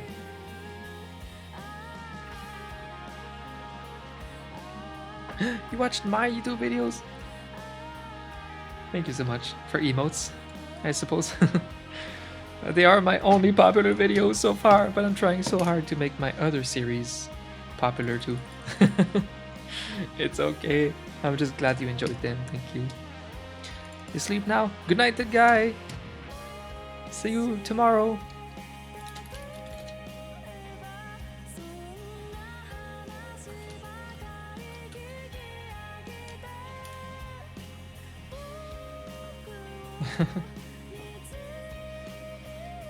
Yeah, it's harder to make my other content like searchable on YouTube. I'm really trying to push that right now because I have this whole series called Coffee Time Doodles, and I'm working on making them a thing too. Like, look at this. If you compare the success of my emote tutorial videos, they're just instantly successful.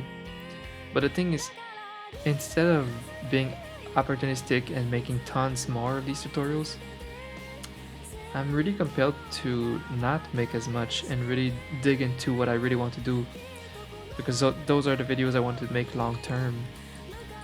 I'm not really like a tutorial guy on YouTube. I'm someone who creates stuff more, so yeah. So I'll try to make these long enough so that they eventually work.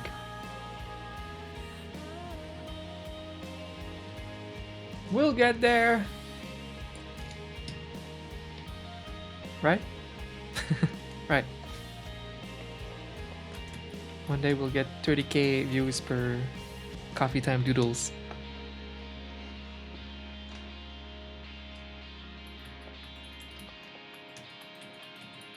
And people will come here to watch me draw these Coffee Time Doodles artwork live. Boom. Boom.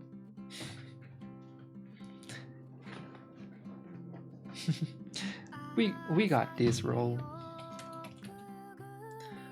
This one kind of came out nice and clean right off the bat. The outline is so pale. I kind of want to keep it pale, but I know it would be a bit crisp. Nice and crisp, but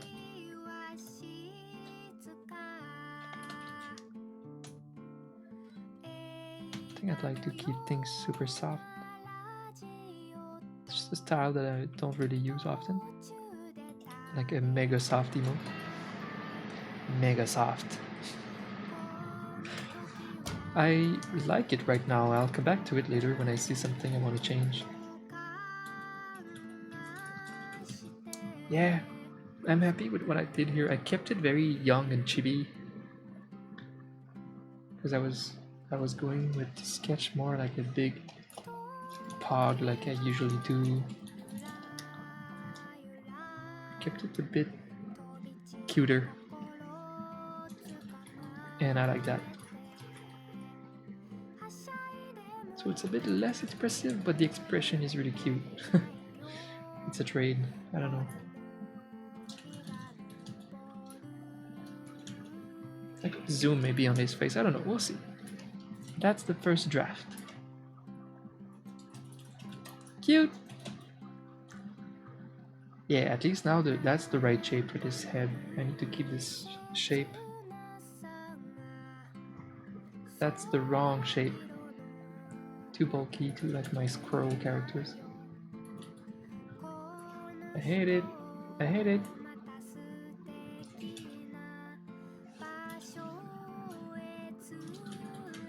Okay. Yeah, two more. Um let's make this one. It's the pride one. I'm sure it's gonna be cute in the end. For now it's a bit abstract.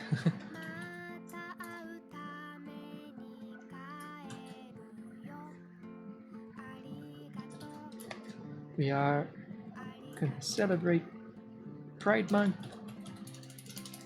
and Pride everything.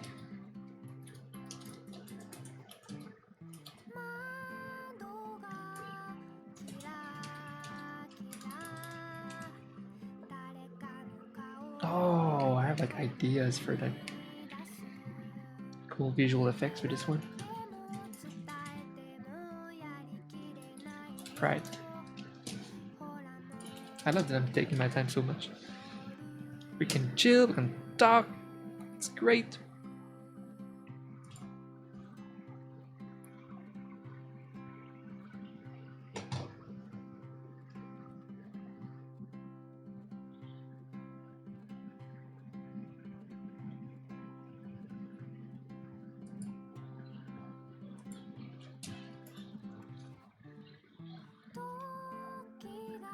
So it gives me a weird feeling when I see my sub count rise well and fast. It's so weird. I have like a bittersweet feeling about my growth on YouTube. Because these series are popping, and that's good, but it would only be good for me if these were also popping. So seeing my growth, I'm like, rawr, I'm just growing as a tutorial YouTuber, and I hate it. It's so not me. And it's weird because most people would just be like, wow, I'm growing thanks to my tutorials, and then they would make tons of tutorials and be super successful. Why am I not doing that? Because I'm so picky with my stuff. I don't know. I'm not much of a businessman. I just want eventual success with the things that I really like to do. You're right, Raw. I'm worried about one thing too, is the algorithm. It's super abstract, but I'm worried that YouTube knows now that people that like emote stuff like my content. So they might push all of this content to the people that like emote stuff.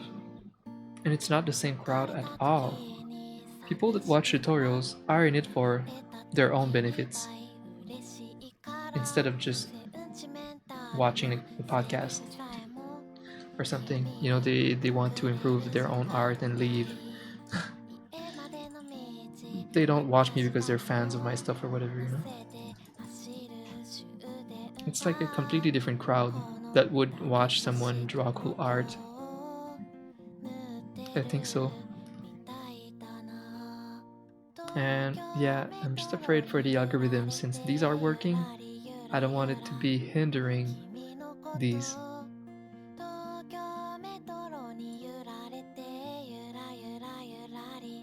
I think you growing even slowly is also good. I think you're right. I think that's what most people say about growing on YouTube. With a fresh new series, for example, if you just grow a little bit over time, it still counts.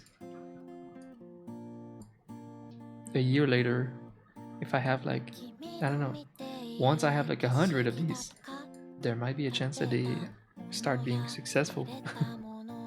It's just hard that you can't know. Sometimes it's good to try other things too. Similar concept but different, and sometimes the other one could work better, so I need to be. But the thing with coffee time doodles is I still have room to try anything with those. I can try a lot of different ways to make this show.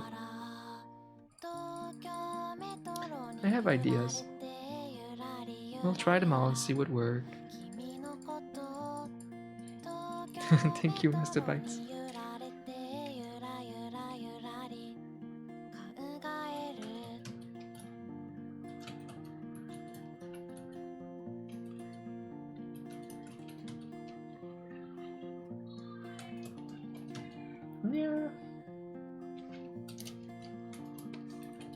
What's for dinner?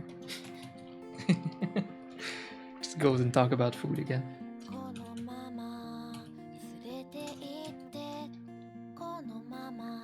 I'm still set on this shawarma though. At some point this week I'm ordering shawarma.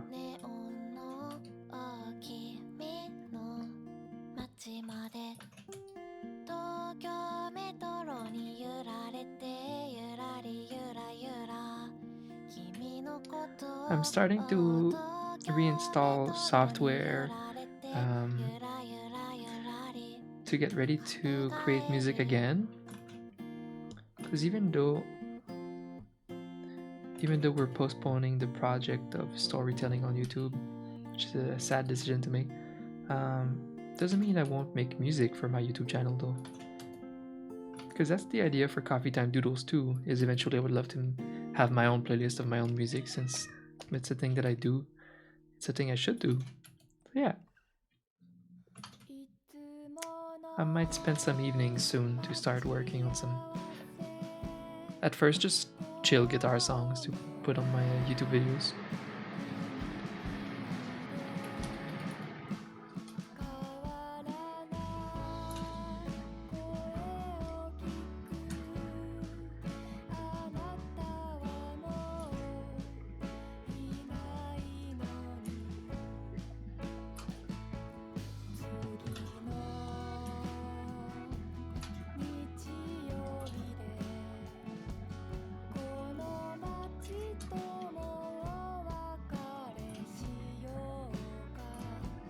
Let's see.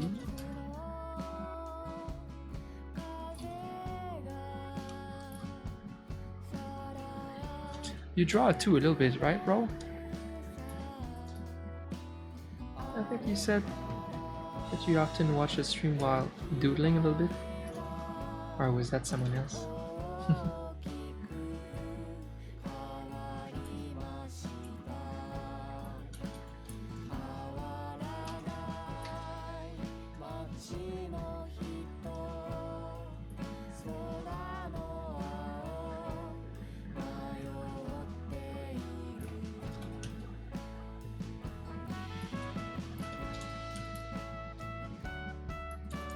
You draw every stream.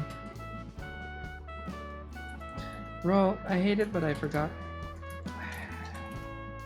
Forgot again what you do for a living and where you're from, and I hate it so much. I don't know why I keep forgetting these things.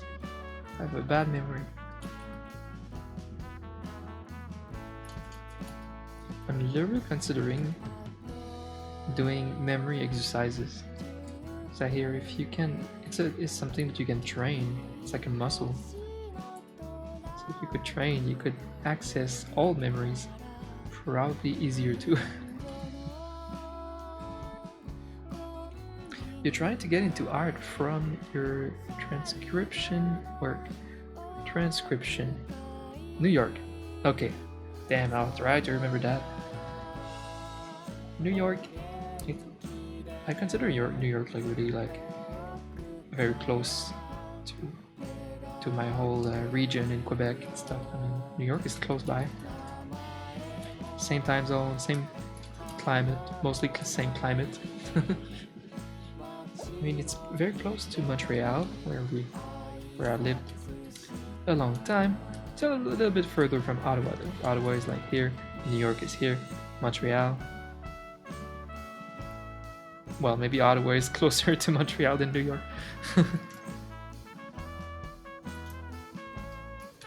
The States is like interestingly close to like Montreal. When I noticed that, I was like, whoa, because normally I'm used to the south of Quebec being Ontario.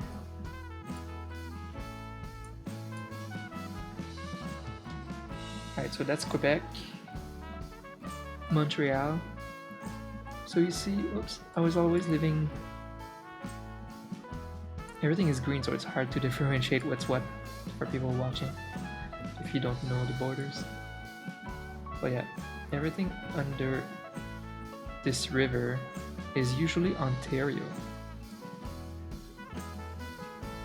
But if you go a little bit to the east, the south is is actually Vermont, and like it's right under Montreal.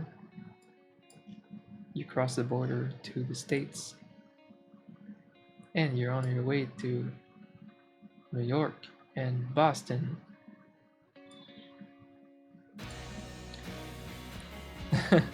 I mean, New York would be a drive. It would be a pretty like 7-hour drive-ish. It's very similar to Toronto, actually. I drove to Toronto. It's a shitty drive. It's such a shitty drive because it's that highway. That highway sucks. Wow, it's like the same distance: Montreal, Toronto, Montreal, New York. Never been to Boston, but it sounds like a nice, chill town to visit, and they like hockey, like us in Montreal, so it's nice. And we have a chain here called like Boston Pizza. Is there something interesting about Boston?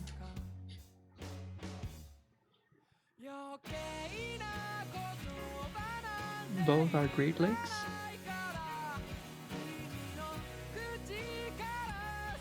Mm-hmm.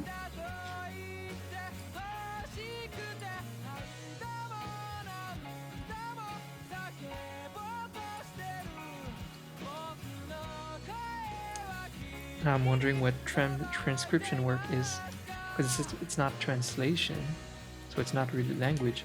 Transcription.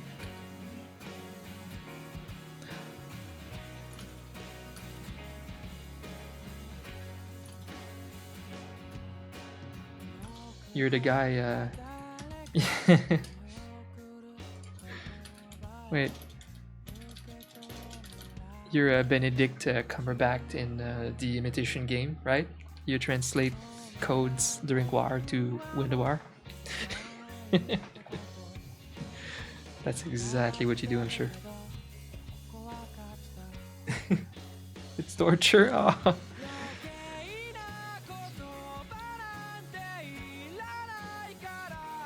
And you should post some of your art in the art place on Discord. That would be fun. So you type audio files to Microsoft. It's torture.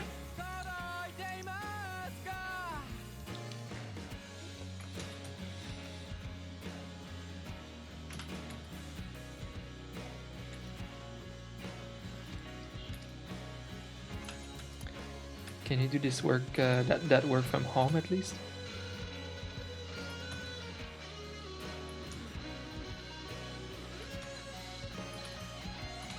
Wait, I should do this in a way that's not as wide. No, I guess it doesn't matter.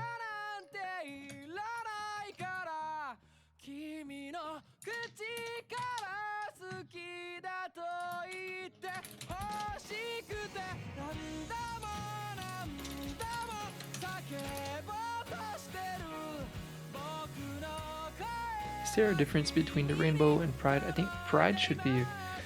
Every rainbow drawing that I see have different colors, so I should look at the pride flag, because those are very set colors. 6 colors. Okay.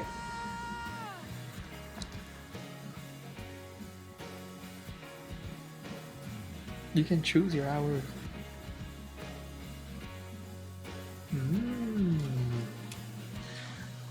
That's pretty cool though.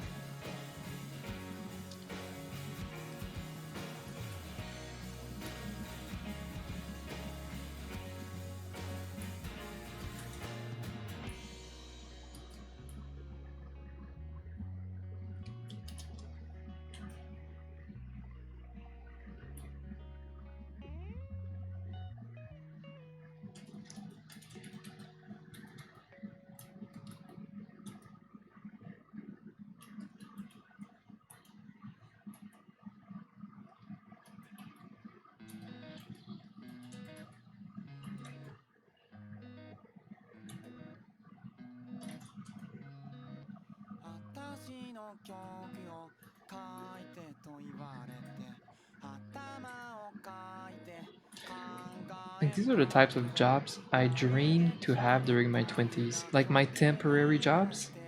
Every job was temporary for me until I was going to work with one of my passions, like art or music. That was always my dream. So I did so many shit jobs until I finally got here. I had just a shit direction really in decision making sometimes. So I did so many ridiculous jobs. And I really dreamed of having at least a job that I can do like from home or something that give me a bit of comfort while I work on my projects on the side, like making games and stuff. So I tried at some point to apply to a bunch of translation jobs because I was very bilingual, of course. It was all trash. It was so frustrating to try to find a job in translation. They were just abusing me. Like they make you try a test and then you just basically make their work for them for free. It's so bullshit. It's like, I'm gonna try you out for free and I might call you back if I like the work. And then you just did it for them. I don't know. It was insane. So I never was able to get the job from home before. But it would have been something awesome for me. Exactly, it makes it easy to study art, to practice, to have control over your life. Because my jobs were so out of control. They were shit jobs, but I was forced to work full time. I did not want to work full time, obviously. I wanted to just work like a minimal amount to pay the bills and work hard on my ambitions. I never could do that. My whole 20s, I could not do that ever. I felt so imprisoned in my jobs. They were all full time. They drained me to death. Ugh. I was arriving at home completely dead. Yeah, they were killing me inside these jobs. It's insane.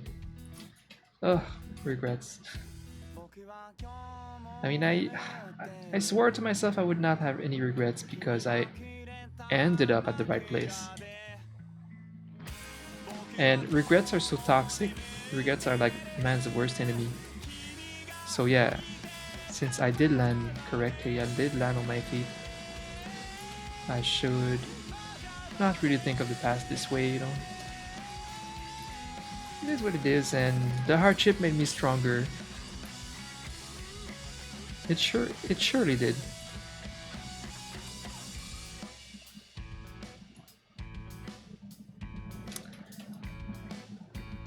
Oh yeah, so that's a nice opportunity. Just work at home, making your own work schedule. Wow, that is awesome, I think. So if you're really serious about art, damn, maybe you should do what I'm doing. Because this is the thing that I wish someone told me I should do my whole life. Whenever I wanted to become a composer, but I didn't have any direction. I didn't have anyone tell me what I should do about it and that I should always be followed by multiple teachers for every instrument that I play and go ham. I don't know, I did everything wrong with learning. And same with the art. I mean, you need something like this to get good, to become a pro as fast as possible without hitting blocks and stuff like that. Yeah, so I would probably greatly encourage you to get on advanced classes if you're not already following one. I don't know if it's the best one. I just think this one seems very tailored to like where most of us want to go to get into like the game industry, for example. I don't want to be in the game industry anymore, but I want to have the similar art style or knowledge at least.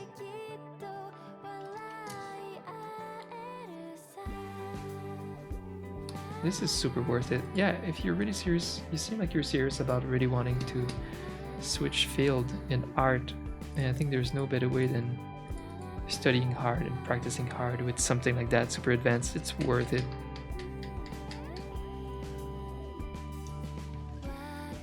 Because you're gonna just be faster than most people at learning, at improving, I mean.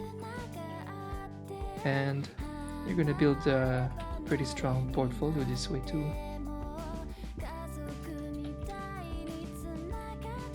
I mean, you're gonna have a viable advanced portfolio faster than most people would by just being self-taught. You've been looking into classes.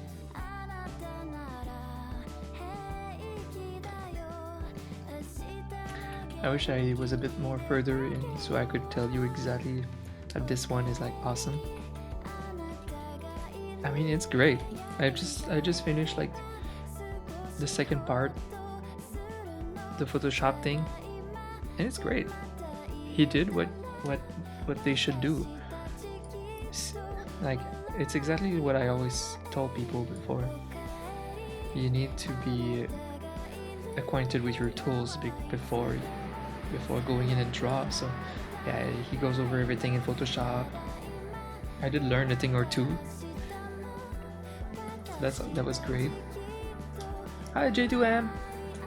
And of course we're gonna get into the good part that I have not learned at all. So I'm very I mean, I had basic classes in college, you know, with the color theory and stuff. I do have that, a little bit of perspective and stuff, but we're gonna go deeper here, and it's awesome. I did also some anatomy with Riven Phoenix, but Riven Phoenix anatomy classes are all free on YouTube now, but it's boring as fuck. His process is so long and boring, but it's very masterful. I did most of it,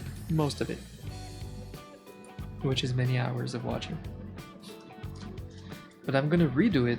It's nice to have like the same class from a different teacher too, I think.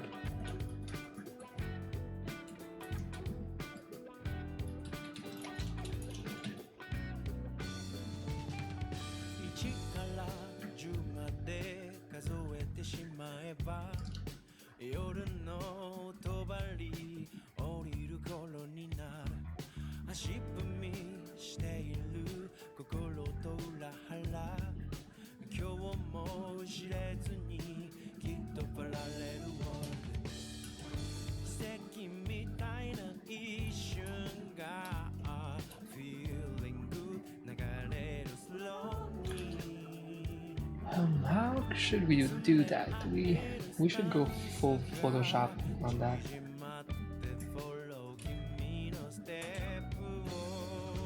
See, I already forgot how we move. Oh, that's how we move a selection. Wow. Sometimes, rarely, Photoshop can be intuitive.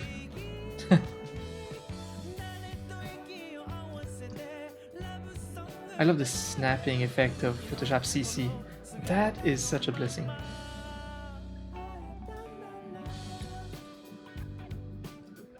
Oh, hell yeah, this is exactly how we're gonna do this. Okay.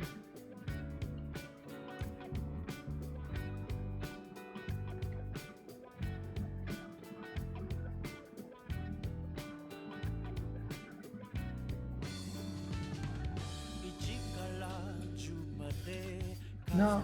Okay, how could I do this? Oh, my classic way. I would copy this into a different one. Boom. Resize. Am I a genius or am I a genius?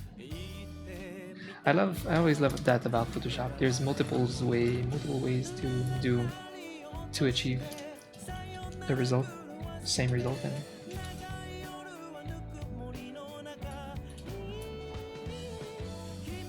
look at this, it's awesome. Oof. Very jagged result though, but it's not a big deal.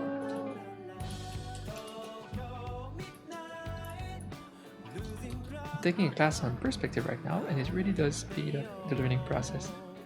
Nice. I'm sure it does. Well, I'm proud of you.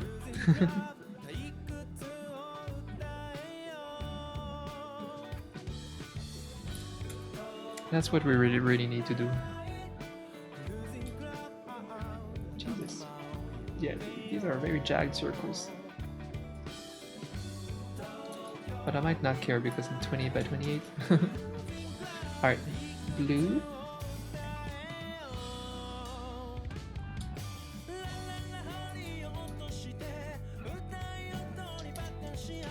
And purple.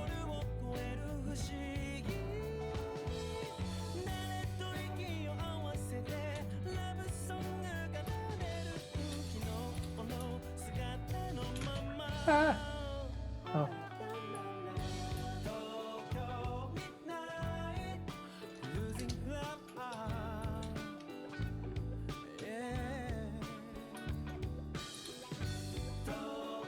Now I'm just gonna do this.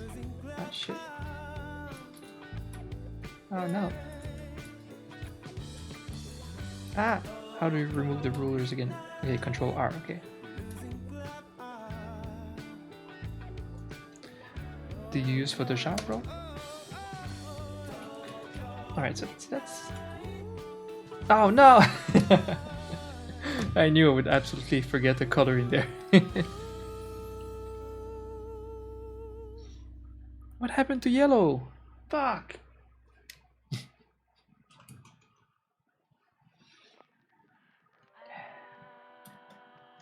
Let's go back. No love for yellow.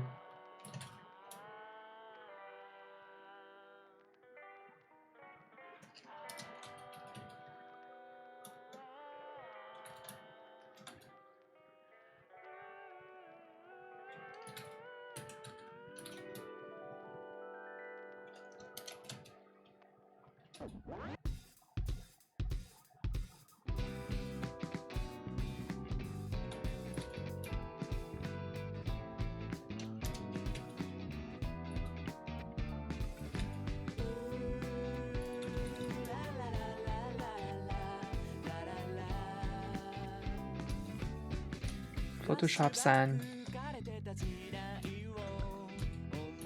INV, those who use Clip Studio a little bit sometimes for some tools, especially when it comes to manga, comic eventually, but Photoshop Senpai, Photoshop Chan is very complete. It's so good. The whole mask thing, it becomes unbeatable if you use all of it. And you use it for everything too. You use it to create memes. Come on. Or just pictures. It's just great to have a Photoshop mastery.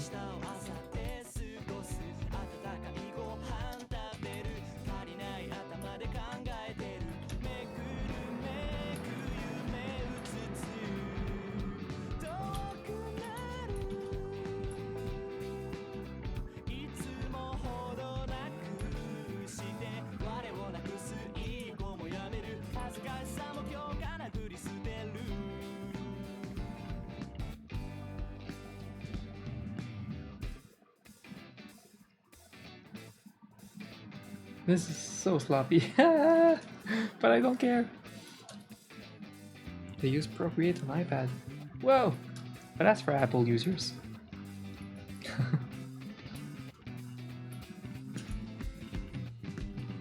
It's a great program.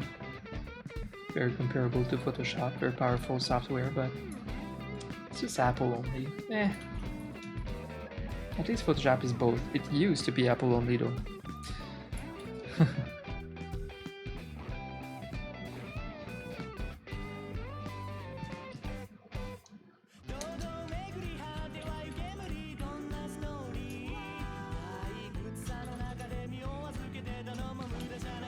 Alright.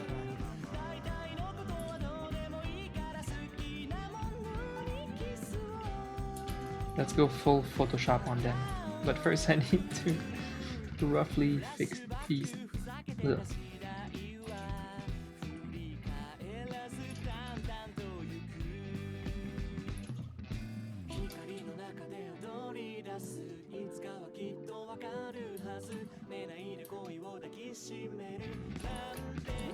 It's very sloppy work.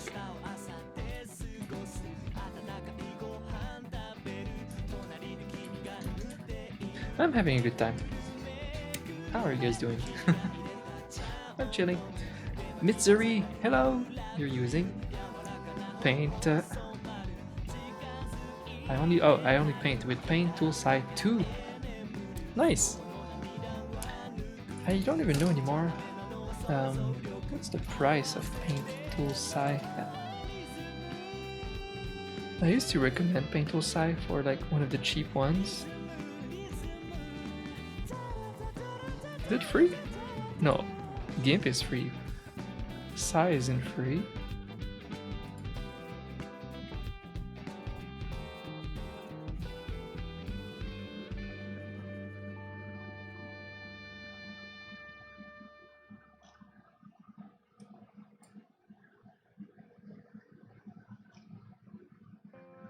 Paint Tool Sci for Windows.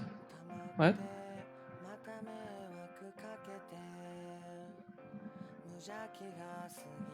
What the fuck is that? It seems like it's free. I don't know. Yeah, I know a lot of people that use or used Psy for a very long time. I feel like it was the super hyped little program for young artists like 3 years ago. I tend to recommend for anyone who don't want to afford the monthly fee of Photoshop, I highly recommend Clip Studio. From all of my research and all that I know, Clip Studio is like the best alternative to Photoshop on PC. It's a very powerful program.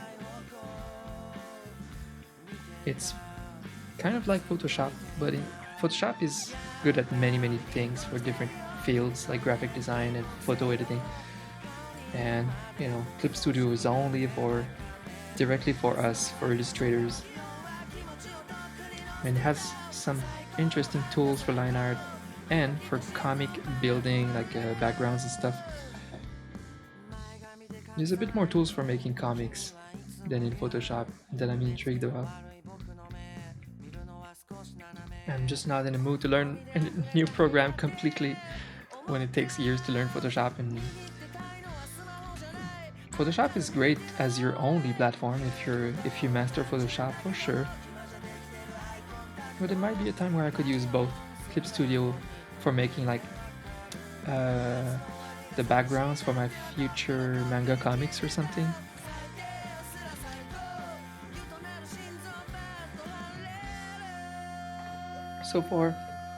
So Clip Studio is cheap. The license is like, I don't know, maybe it used to be 35, now it's like $50. But $50 and you have the program forever, and it's so good.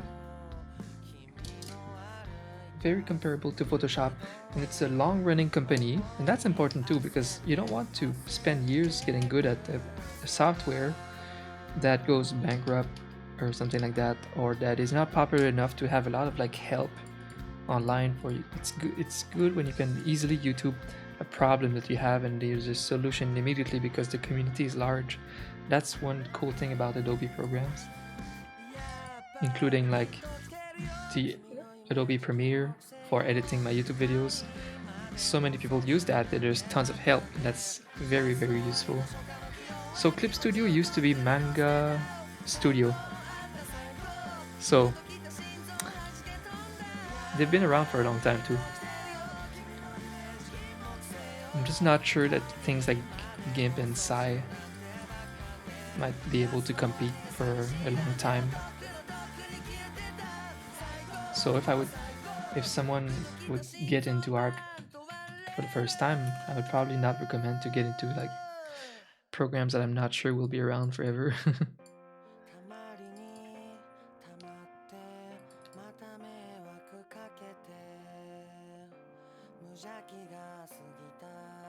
Same with Procreate. It's like you have to be damn sure that you're gonna use Apple for a long time. But I hear that it's pretty similar to Photoshop, like shortcut wise and stuff, so it's not too alien to switch from one another.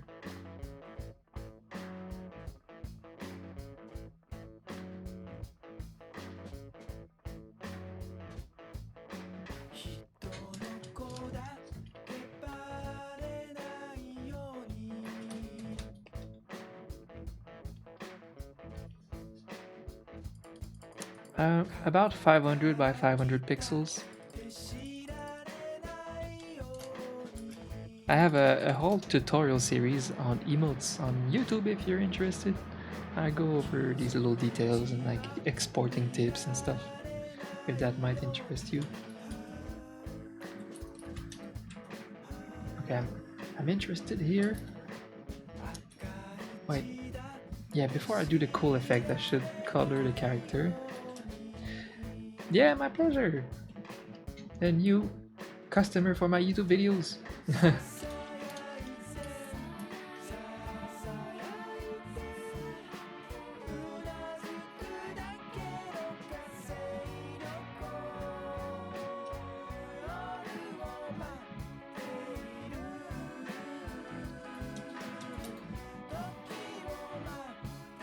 Aw, thank you.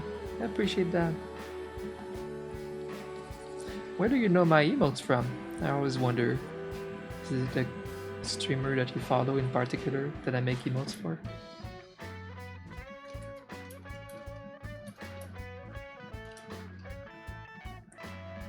Or did you just randomly find me on the art category? That would be a first.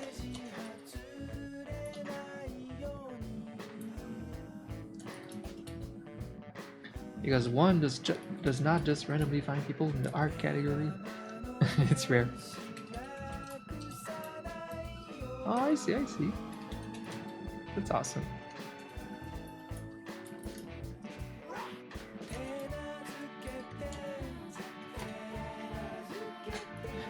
You found a video about me on TikTok?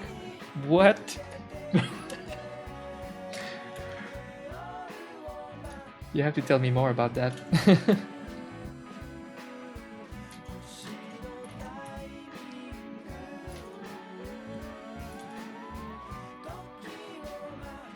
I should probably get back on TikTok. I tried once and my videos were getting 0 views, so it was like not worth my time.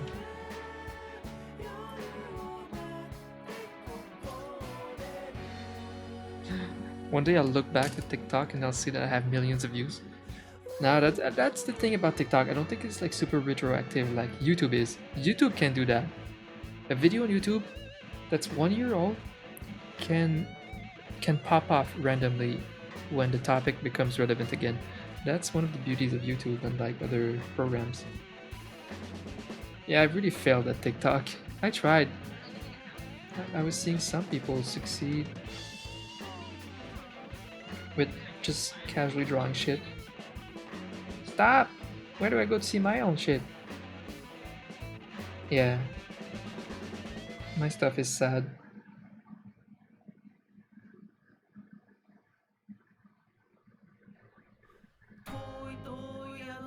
I tried a couple things, nothing worked. Then I was like, fuck off. Going on YouTube where it's like more safe, but TikTok, when it hits, you know? It can really work. It's just, you don't know. I should try a bit more. Again, I have plenty of ideas that would work on TikTok for other things than art, but I'm like, I don't care about that. I don't want to be known for other things. If I'm gonna translate some TikTok success to my other platforms, it better be about art. Otherwise, it won't really work for me. So I need to find a way to make art content work on TikTok, and that's hard.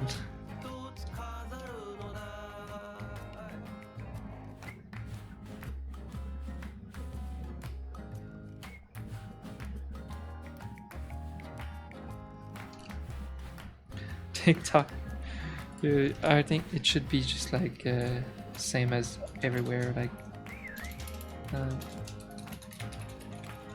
Dominic Keravel, my full name. Make art hacks? Yeah, I don't know. There used to be a bit of an artist community on TikTok. I should probably go and see what they do. I mean, they have to try to be clever and make something impressive and present it in a cool way. It seems tiresome when I'm already absolutely full with trying to make content for YouTube and this.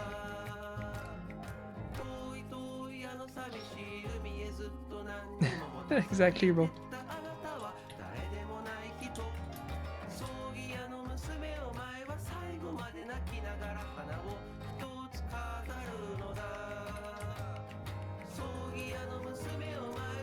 I have plenty of ideas to just be funny on TikTok, and it might work. But what would I get from that? I mean, I'm trying to grow as an artist on YouTube, so like the time spent on TikTok might not be good for me that much. Draw 2 circles, 36 million likes. Well, you better give me your account, because I want an account that gives me 36 million likes for 2 circles. Because mine, I felt like I was soft locked. Like, I don't know. Alright, let's do a mask. Let's be pros and use masks. And create this effect here. Of course, we're Photoshop gods, right?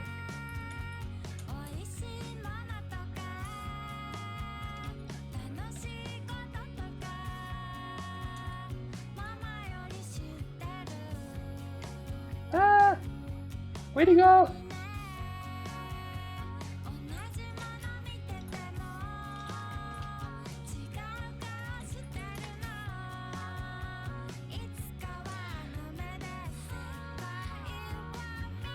Get 10 likes on yours? Exactly like mine. That comes from my followers. So if my only likes come from my followers, it means I am soft locked. Shadow banned-ish, right? What is the other reason why the only views that you would get, the only views are from your followers, your current followers? So that means TikTok doesn't show at all your work, your stuff. So I was spending time editing for TikTok and getting absolutely 0 views from the platform. So I was like, what's the point? The algorithm is mysterious. It wants certain things and trashes the rest.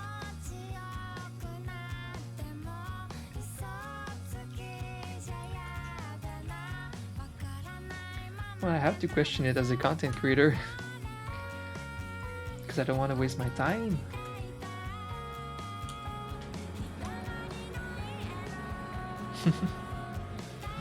It's frustrating.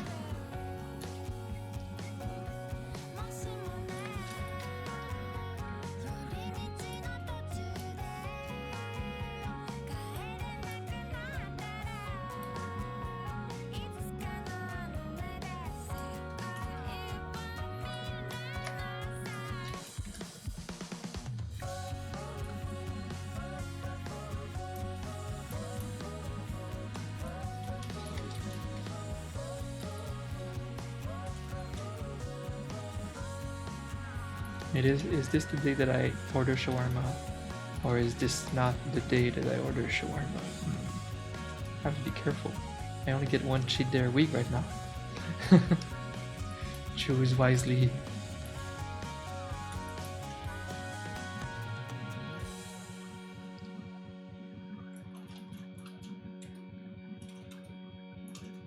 Is it just me? Our little blue trash panda is cutie.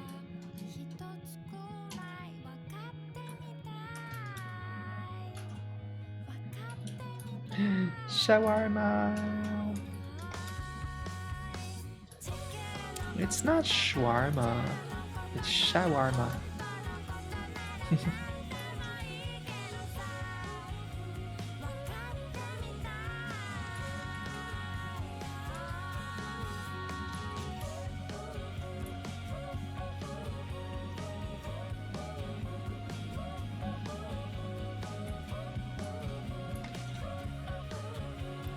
Damn, that like suddenly looks great.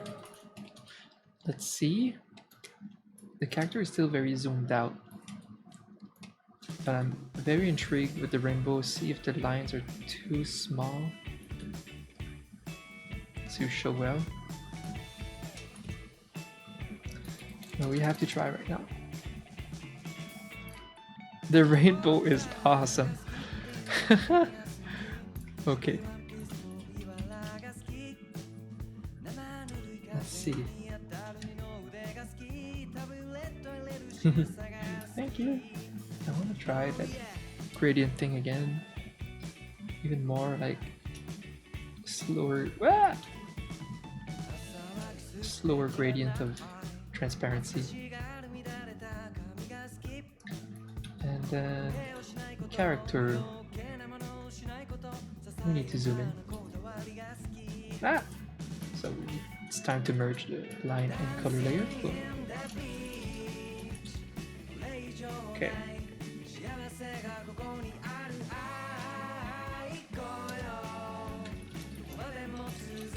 We could make that work if I just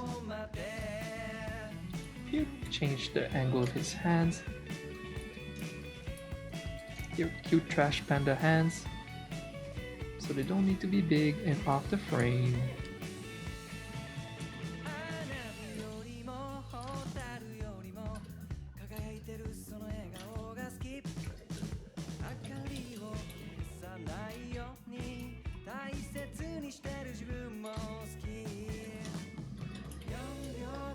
Alright, let's try this again.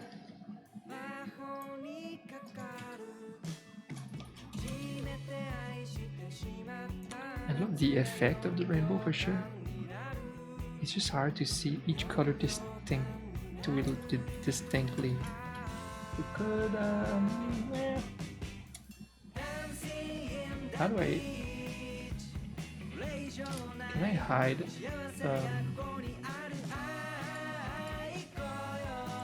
Can I hide just the mask?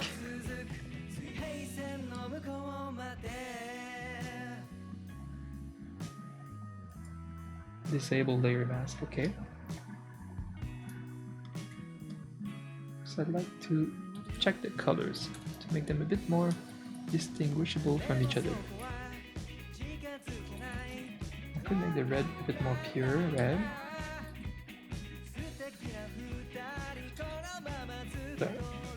I don't know, dark saturated red.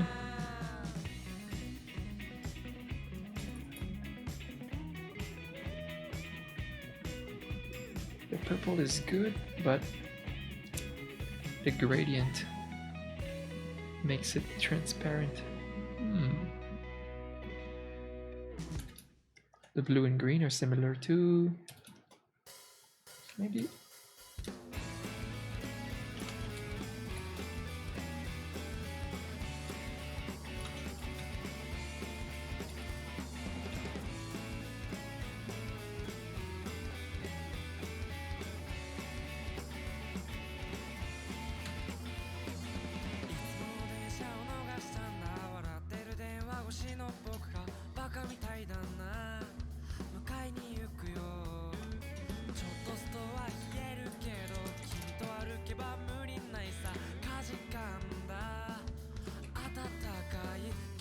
I think I prefer the first one.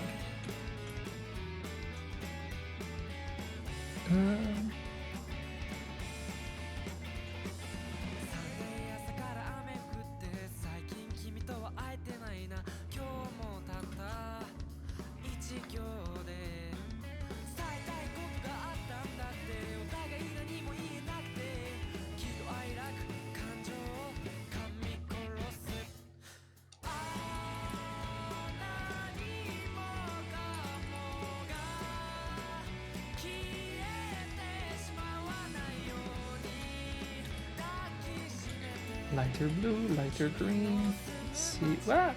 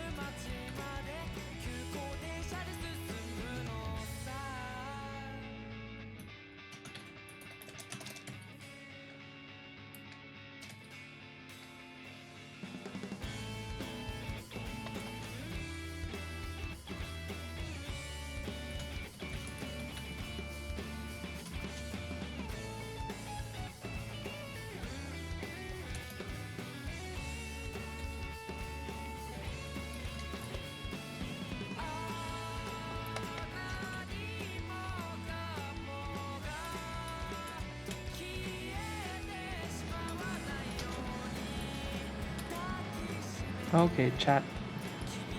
We have our first vote of the day. 1 or 2.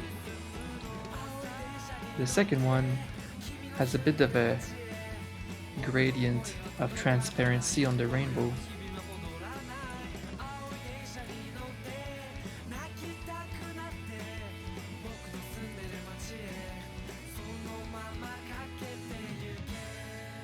I need fresh coffee.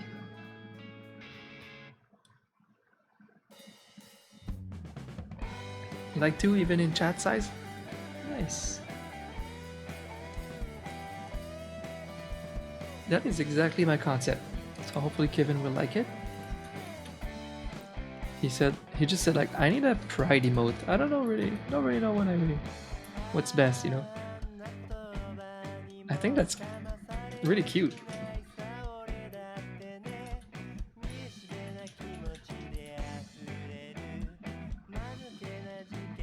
Just gonna try some small changes. Slightly bigger eyes. Tolerance 15.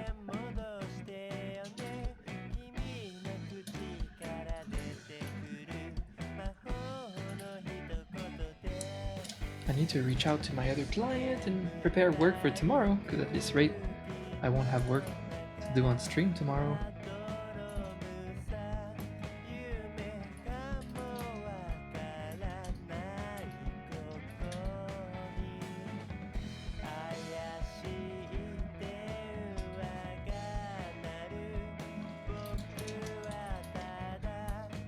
We have one more emote for this client to make, a love emote. After that, it's on to the next client. Alright, let's see if I like the bigger eyes a bit. Well, yeah, they melt with the eyeshadow, the eye patch for sure. It's dark on dark.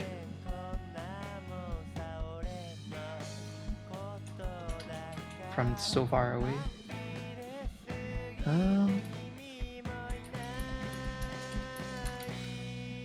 To make it more raccoon-like, I might want to exaggerate that.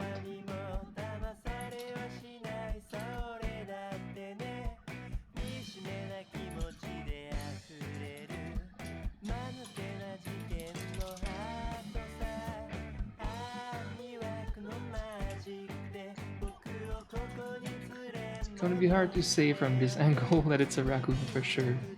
Because it's such a uniquely designed raccoon that you need like his tail, or you need to see his eye patch really well to know that it's a raccoon.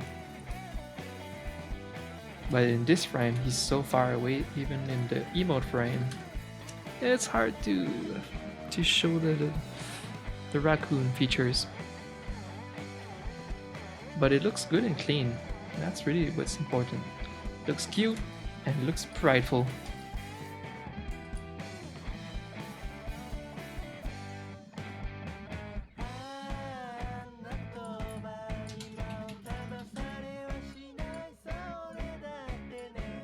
Is proudful a word? I think proud would be the word. I don't know. Proudful. Full of pride. Expressively proud. Got him.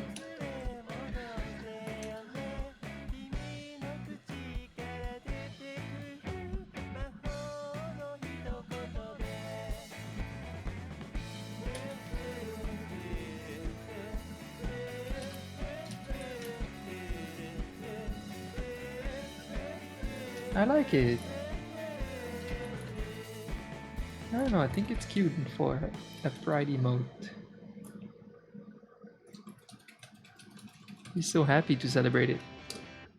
I love like it could have other uses, other usage than just Pride Month or something. It's like everything's good, rainbow. It's just a rainbow emote too at the same time. I don't know. It works well. Okay, I'll be back in like 2 minutes. Mini break.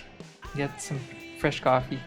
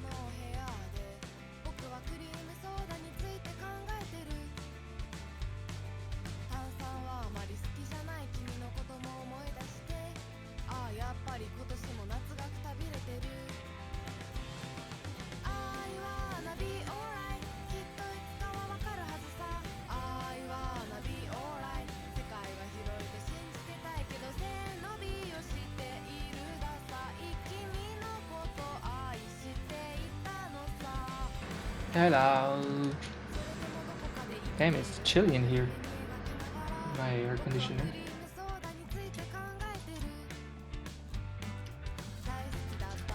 Okay, I feel like the bottom one is better. It's only because there's more room in the face. Wait. Yeah, that's the difference. Smaller eyes too.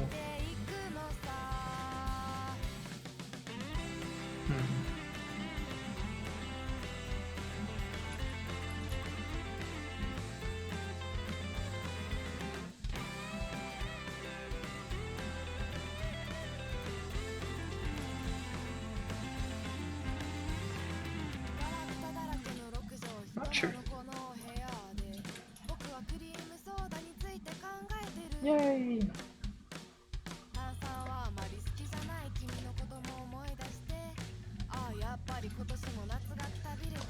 Cute!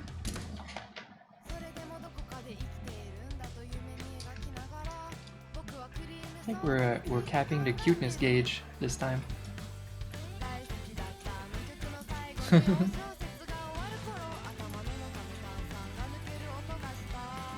That was my initial sketch.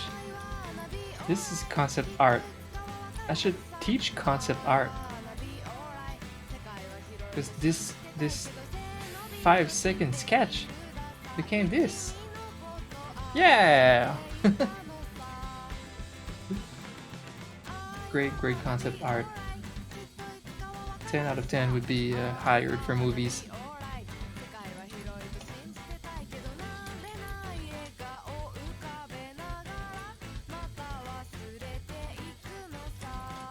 Wow, this mascot is going a long way.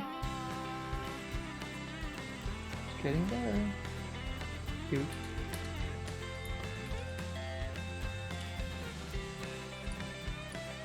Cute. Now what? Huh? Now what? There is one more emote to make for this lovely batch of cute trash pandas. It's the most important one. The love emote. I'll probably make it traditional. Just holding it, but holding it with his cute little paws. Holding at the heart, I mean. There are other heart options that I haven't used in a long time. The ones where he would reach out to give the heart to someone.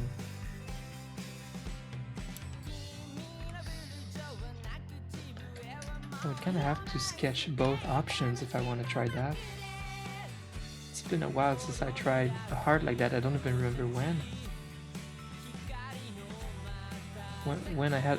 Oh, this was a classic one where it was just throwing out hugs, throwing out hearts.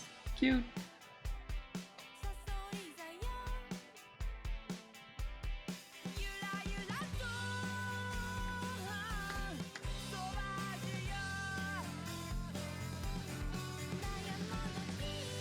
My god, this is so nostalgic, the Night Blue 3 emotes. Oh my god. Wow.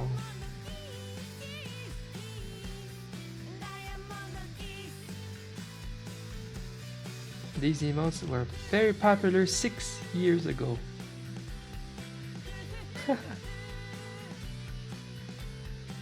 Incredible. Where's my gasm emote? Wait, where's my gasm emote?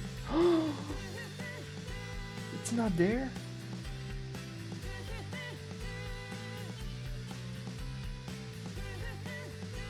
I made like a super famous gasm emote 6 years ago. With Ari from League of Legends. Look at these cuties! They are the prettiest pixels I've seen in a while. Okay. I might want to make 2 sketches. I hate doing that, but I might. And ask Kevin which one he prefers. Alright.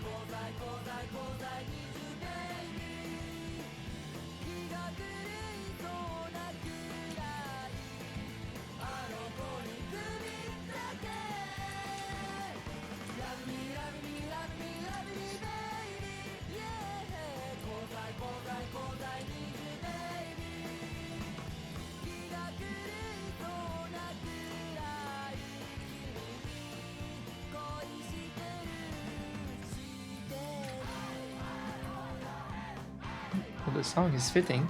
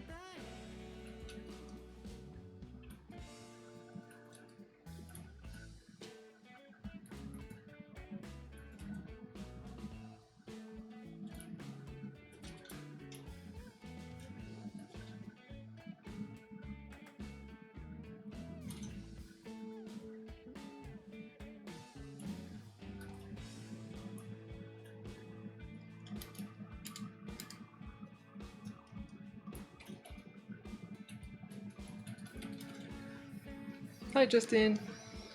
Having a great day. A bit tired, nearing the end of the stream here. But trying to come up with a good sketch for this heart emote. Hope you're having a good day too, Justin.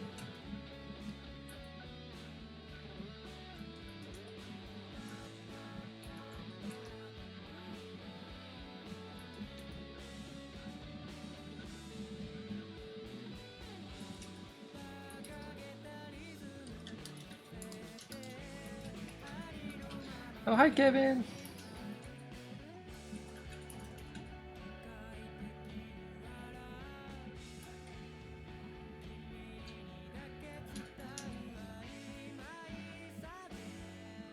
With the eyes closed and holding. Thanks, Mitsuri. Yeah, yeah, this is why this time I rarely do multiple sketches.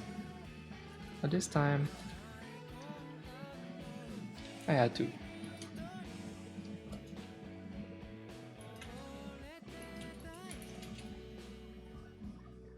You're on day 3 of having the last dose of vaccine with no side effects. Nice. Except maybe your sore arm for a little bit. First day. I had no side effects either the first dose. Just a sore muscle a little bit. But in Canada, we're only having the second dose in a long while. It's gonna take months unless we receive a lot of doses and then get an earlier appointment or something.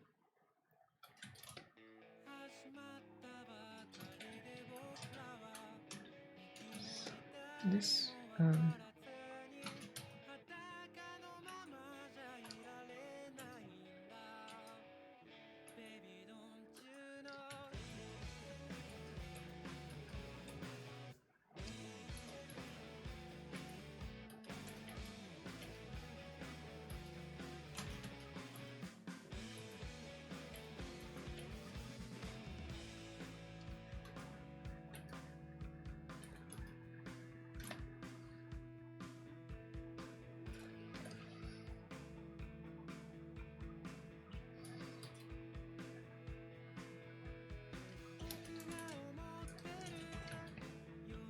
Well, Kevin, if you're here, that's the result of the emote so far in the chat.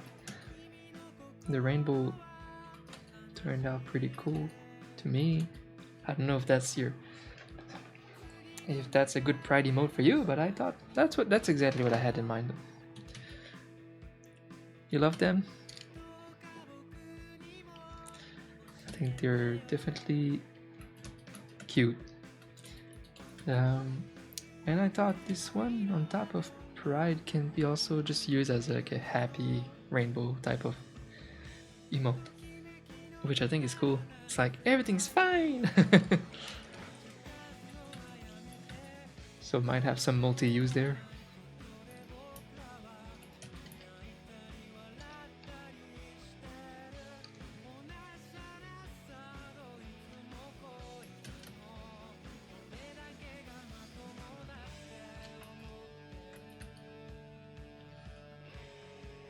Okay. I just wanted to check something here.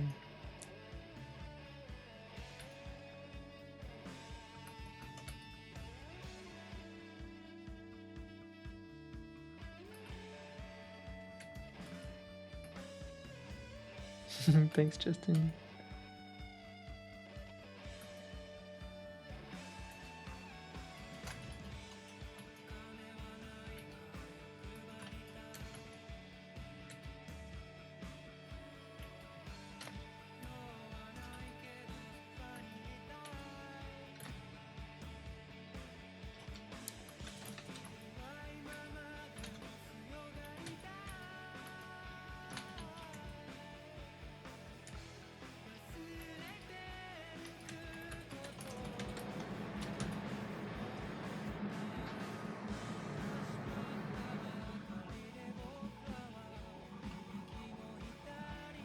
He looks so happy.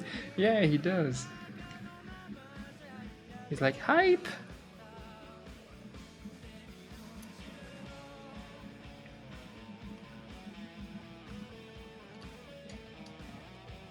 I don't know what you mean by gauche. I hope that the rainbow itself is not a cringe thing or anything. But if you're only talking about clarity in the chat, then yeah, I think we nailed that with that little gradient thing too.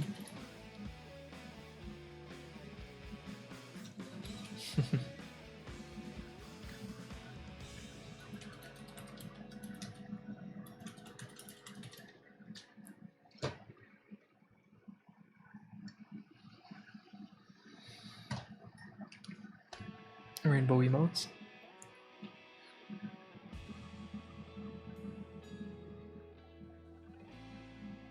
I mean, it kind of went really well. It's the fastest emote that I've done in this batch, and usually that's a good thing.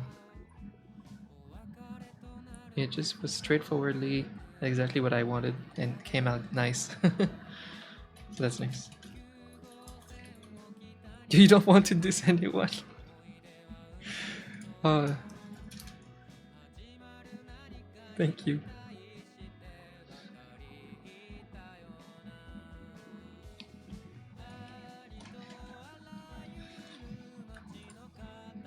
Makes me wonder if it's one of those global emotes.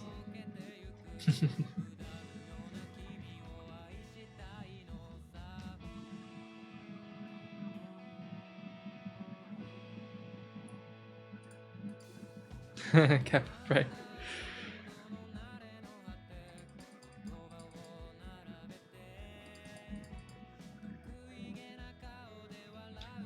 Here in Germany, there is just rain and rain. Yeah, I have so many Germans in this community, Mitsuri. It's great. I love Germans. Actually, Crystal's my girlfriend and my girlfriend's new streamer best friend since a full year now. Well, the streamer is named Shan Pai, her friend, and she's from Germany. And she really wants us to visit, and we would love to. I mean, it's in like the top 5 country that we would like to. We would like to. I can't speak today. My brain is a bit roasted for some reason. My English is falling apart. But yeah, we're very much looking forward to visiting Germany, and we have a couple of friends there to meet for sure, including her streamer friend, including one of my mods. Shan is awesome. Yeah, she's great. They're such good friends, Crystal and Shen. They call each other all the time off stream in their little Discord group. It's cute. They get each other and they have like a similar vibe and similar, I don't know, values, I guess. And they're not fake. Like I love that. Love that about some streamers are just very genuine and in kindness, and they they want they care about their friendship for real, you know. Real friends happy to have new friends.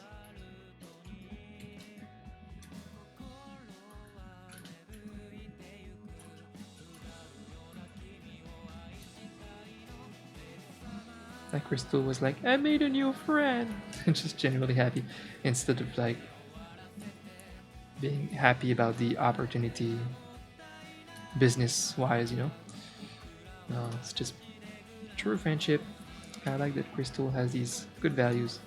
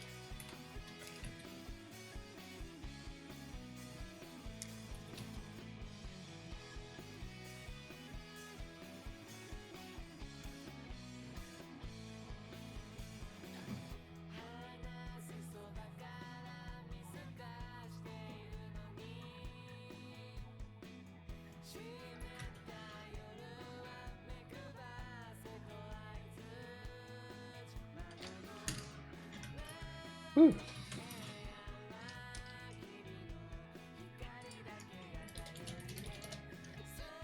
Yeah, yeah, we're back with our little indie Japan music playlist.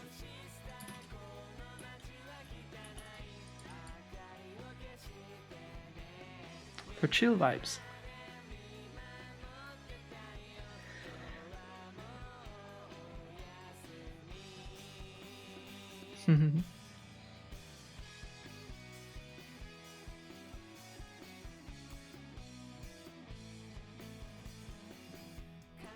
Friends for appearances.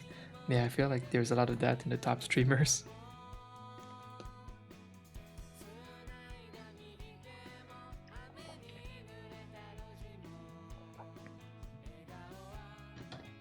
But we won't throw any shade. Or examples.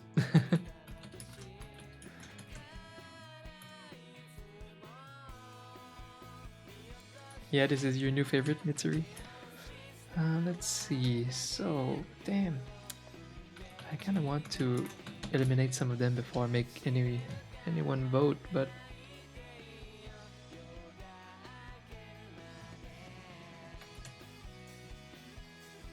okay. So typically, I do something like this one here. It's very traditional love emote, right?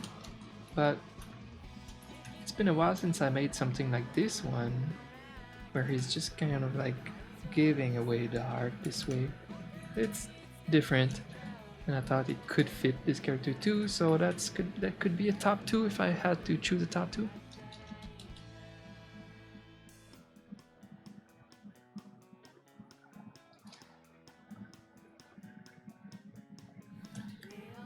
This one is just looking up a little bit. Could be an option 2 to give.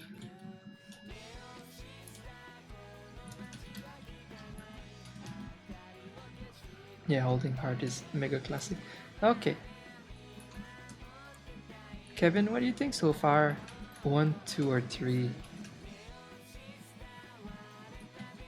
Concept. 1 is just looking a little bit more up, while 2 is looking a bit down. 3 is the concept giving the heart away. Oh, roll with the number 3. It is fresh. Number 3 I think is a bit fresh. It's been a while since I did something like that for love emote. I would still polish the, I don't know, the proportions or something in 3, but position wise, nice. We got some 3s in the house.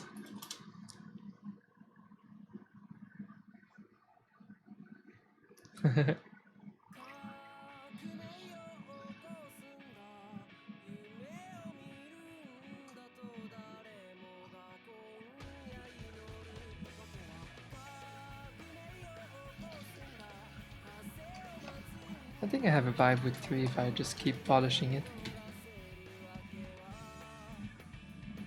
It would be nice having a fresh, different design a little bit.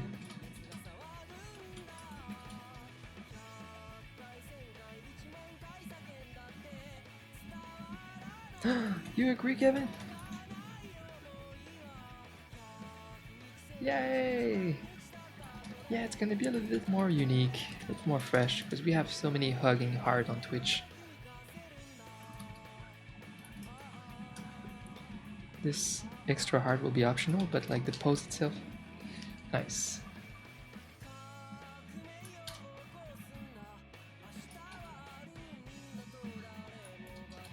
Hey, we're on fire today.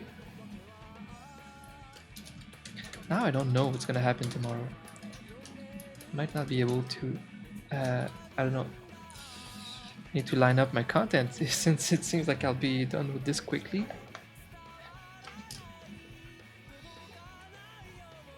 Are we gonna make new raccoons eventually too, Kevin? Like a second batch down the line?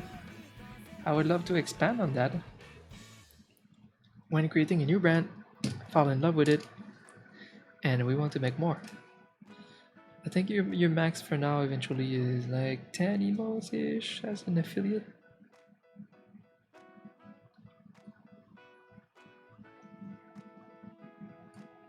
I don't remember.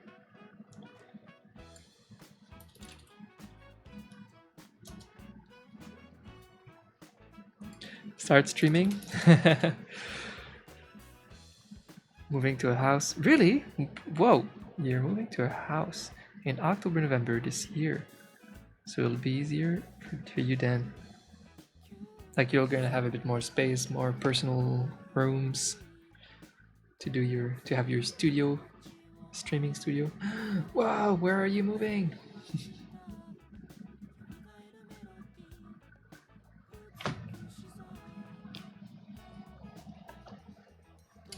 That's awesome. House hype. Oh, I'm so eager to have my house hype. We keep saying 2 years from now, but we've been saying that for like 2 years. In 2 years, I think it's gonna be about house time. Now I'm like not sure, because we're kind of doing great here. I'm gonna miss this location, not this apartment. I mean, yes, of course I'm gonna miss it, but it's tiny. It's a very small apartment. I don't know how we're not like, yeah, I don't know how we're not fighting more than for being like, we just have 2 rooms, literally my bedroom and like the living room, which is tied to the kitchen. It's a very small apartment, but I love this city now, our environment, and the fact that we save so much money by living here, and it's perfect for growing our businesses. I don't know.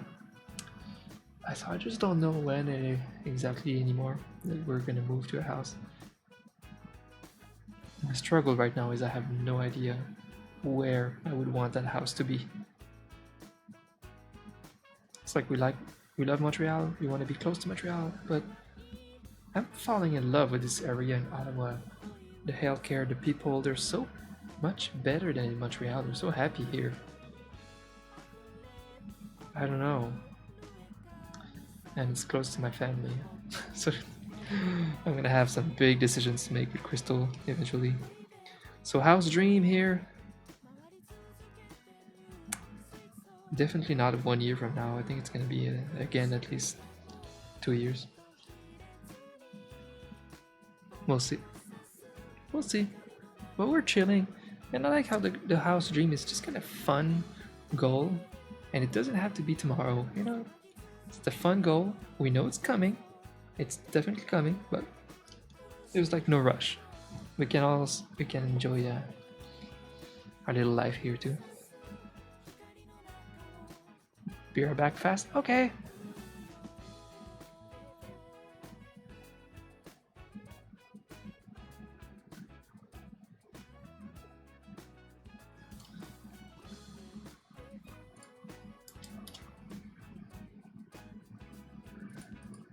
Been having good vibes with the art stream lately. Yeah, I'm scared of like not having work lined up. I'm glad it's going fast. I mean, I expect it to be even more slow than that.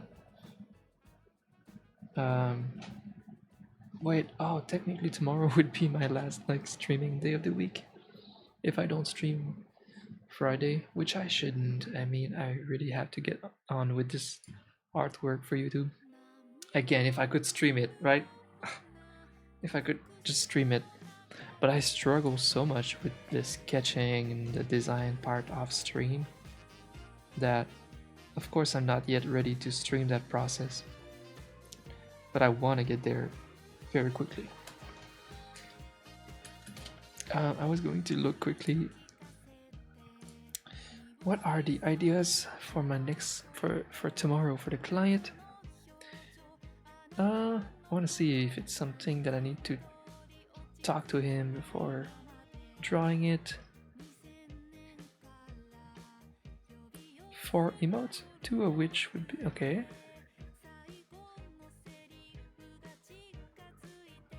Sounds good.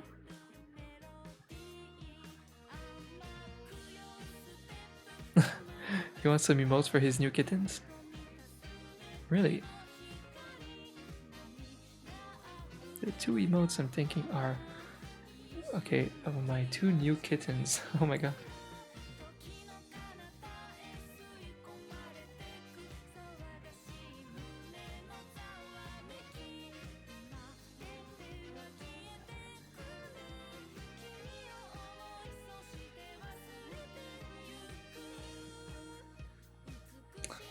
I'll have to give him suggestions. The problem is if he doesn't respond for a few days, then my work is not ready for tomorrow. So this evening I'll have to spend time getting ready. I could also finish this one tomorrow since it's already 5. Uptime, uptime? Hey, at least I'm consistent with the 4-hour streams. We could do better. It's a good minimum though. I mean, I'm a little bit more consistent than I was the past few months for sure. Like so much happened with the health stuff. I was not able to stream for months. We got a little routine. If I finish this tomorrow, we could polish them, finalize it. And yeah, fuck. I need to reach out to this client, ask some questions.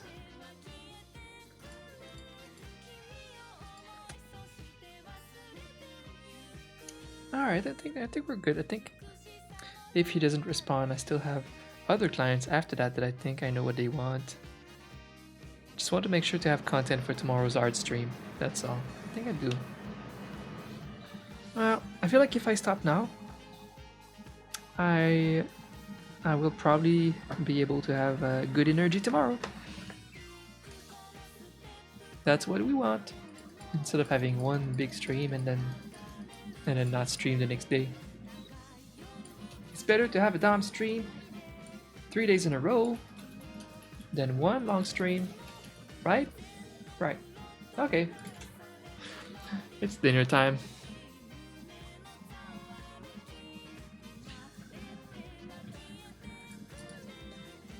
Wait, Kevin, I can finally read what you said earlier because you're back. Now we are in an apartment and it's hard to stream while Dan is streaming. Yeah, which is most of the time. I wonder why. Because of noise or connection? I don't know. Because here we made sure to have a great connection. I mean, there's better connections in Montreal, but we took the most expensive, bigger plan in Ottawa, which sucks because we don't get that much upload for that much money. We get 30-ish upload speed, 30 megabit. So it's enough. It's been enough for us both to play the game at the same time, stream at the same time. The noise is a factor, but I made sure with my noise cancelling headphones and a dynamic microphone that doesn't pick up as much as the Yeti, for example. So we still hear Crystal when she screams, but it's not a big deal. It's something that I'm okay with, you know. It's like we're all used to it. We're used to it. It used to be a problem, it's not anymore. I don't care. But it's part of my content. I'm eager for you to have a let's just like enter like fun wrapping up part of the stream. Yeah. Yeah, that.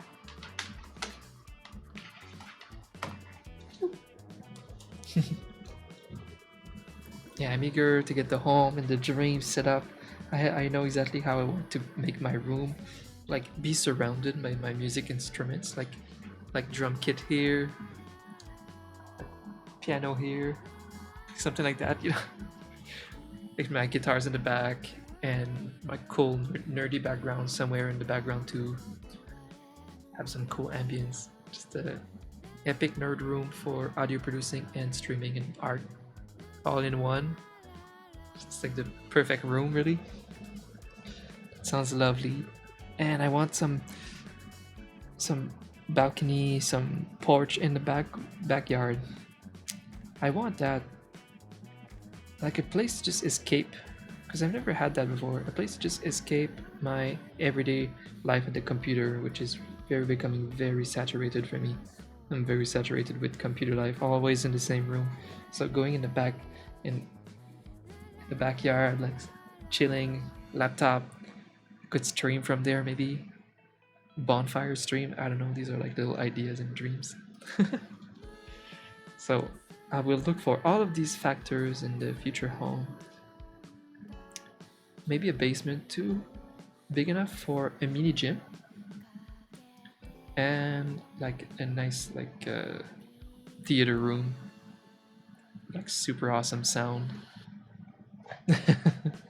something like that. Like an epic suburb house, not too close to other homes, if possible.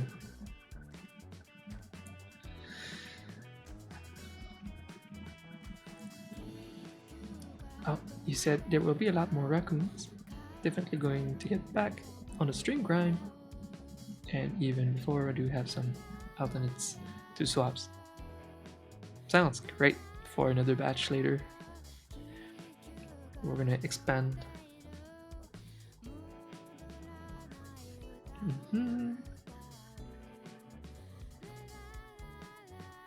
The internet comes into the apartment through the laundry room. Interesting. So you can't really expand cables. Because what I do is we have the router in like the modem. Yeah, these days we can plug, instead of a router, you can plug directly in the modem for both of us. So I'm plugged directly to the modem that's in the living room, so it definitely goes outside my door, around the wall. So it just takes a long enough cable to be plugged directly. Man, that's a long cable. Yeah, it really does my whole wall. Like on the corner. Back to my computer. Must be a couple of feet. 50 feet, I don't know. It's a long cable. But it works. It's still much better than any wireless. Even if your cable is really long. It's better than wireless for sure. And it's good enough. I mean, yeah, no problem. So I'm wondering if the modem is like in dense space, if there might be a way to just plug a super long Ethernet cable from it to your room. I don't know.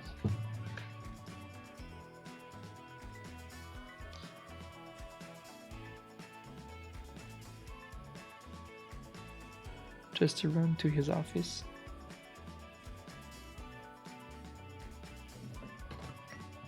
Internet comes. Okay, seems complicated.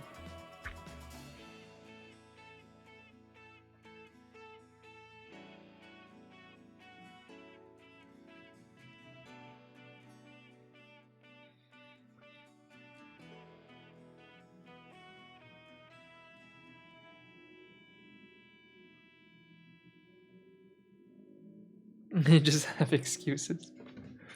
Uh-huh.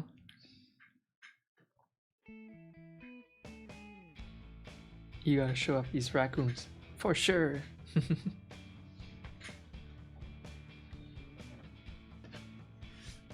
Well, not everybody likes streaming that much, but definitely worth trying and see if you like it.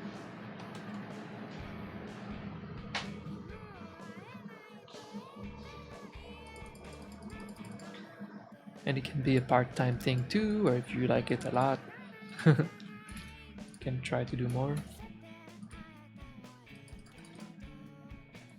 All right.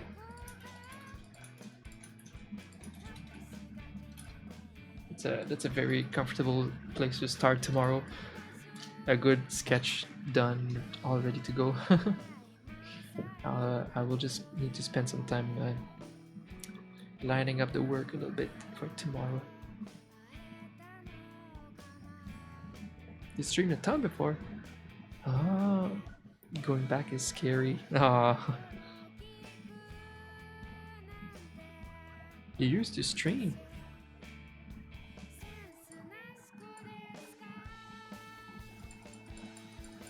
Since being Dan's boyfriend.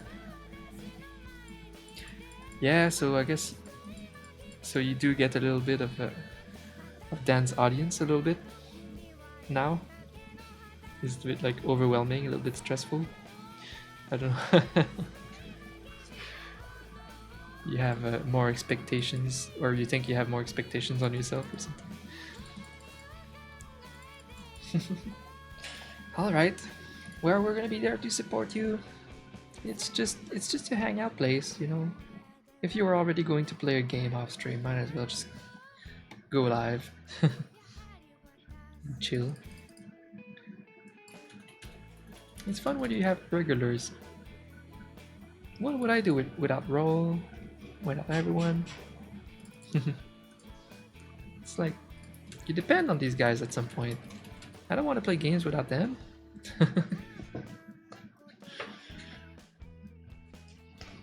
Alright. I'm gonna go do the thing. Get some food before I make mistakes and order bad food. We're still on the weight grind. But I will be here tomorrow. It's gonna be my Friday of streaming. And get some work done. And then Friday, the actual Friday, I'm gonna go ham on that artwork. I need to do it. I need to do it so I can put out that video. Alright. Thank you guys. And thank you, Kevin. We'll finish this tomorrow. Have a good evening. Bye bye.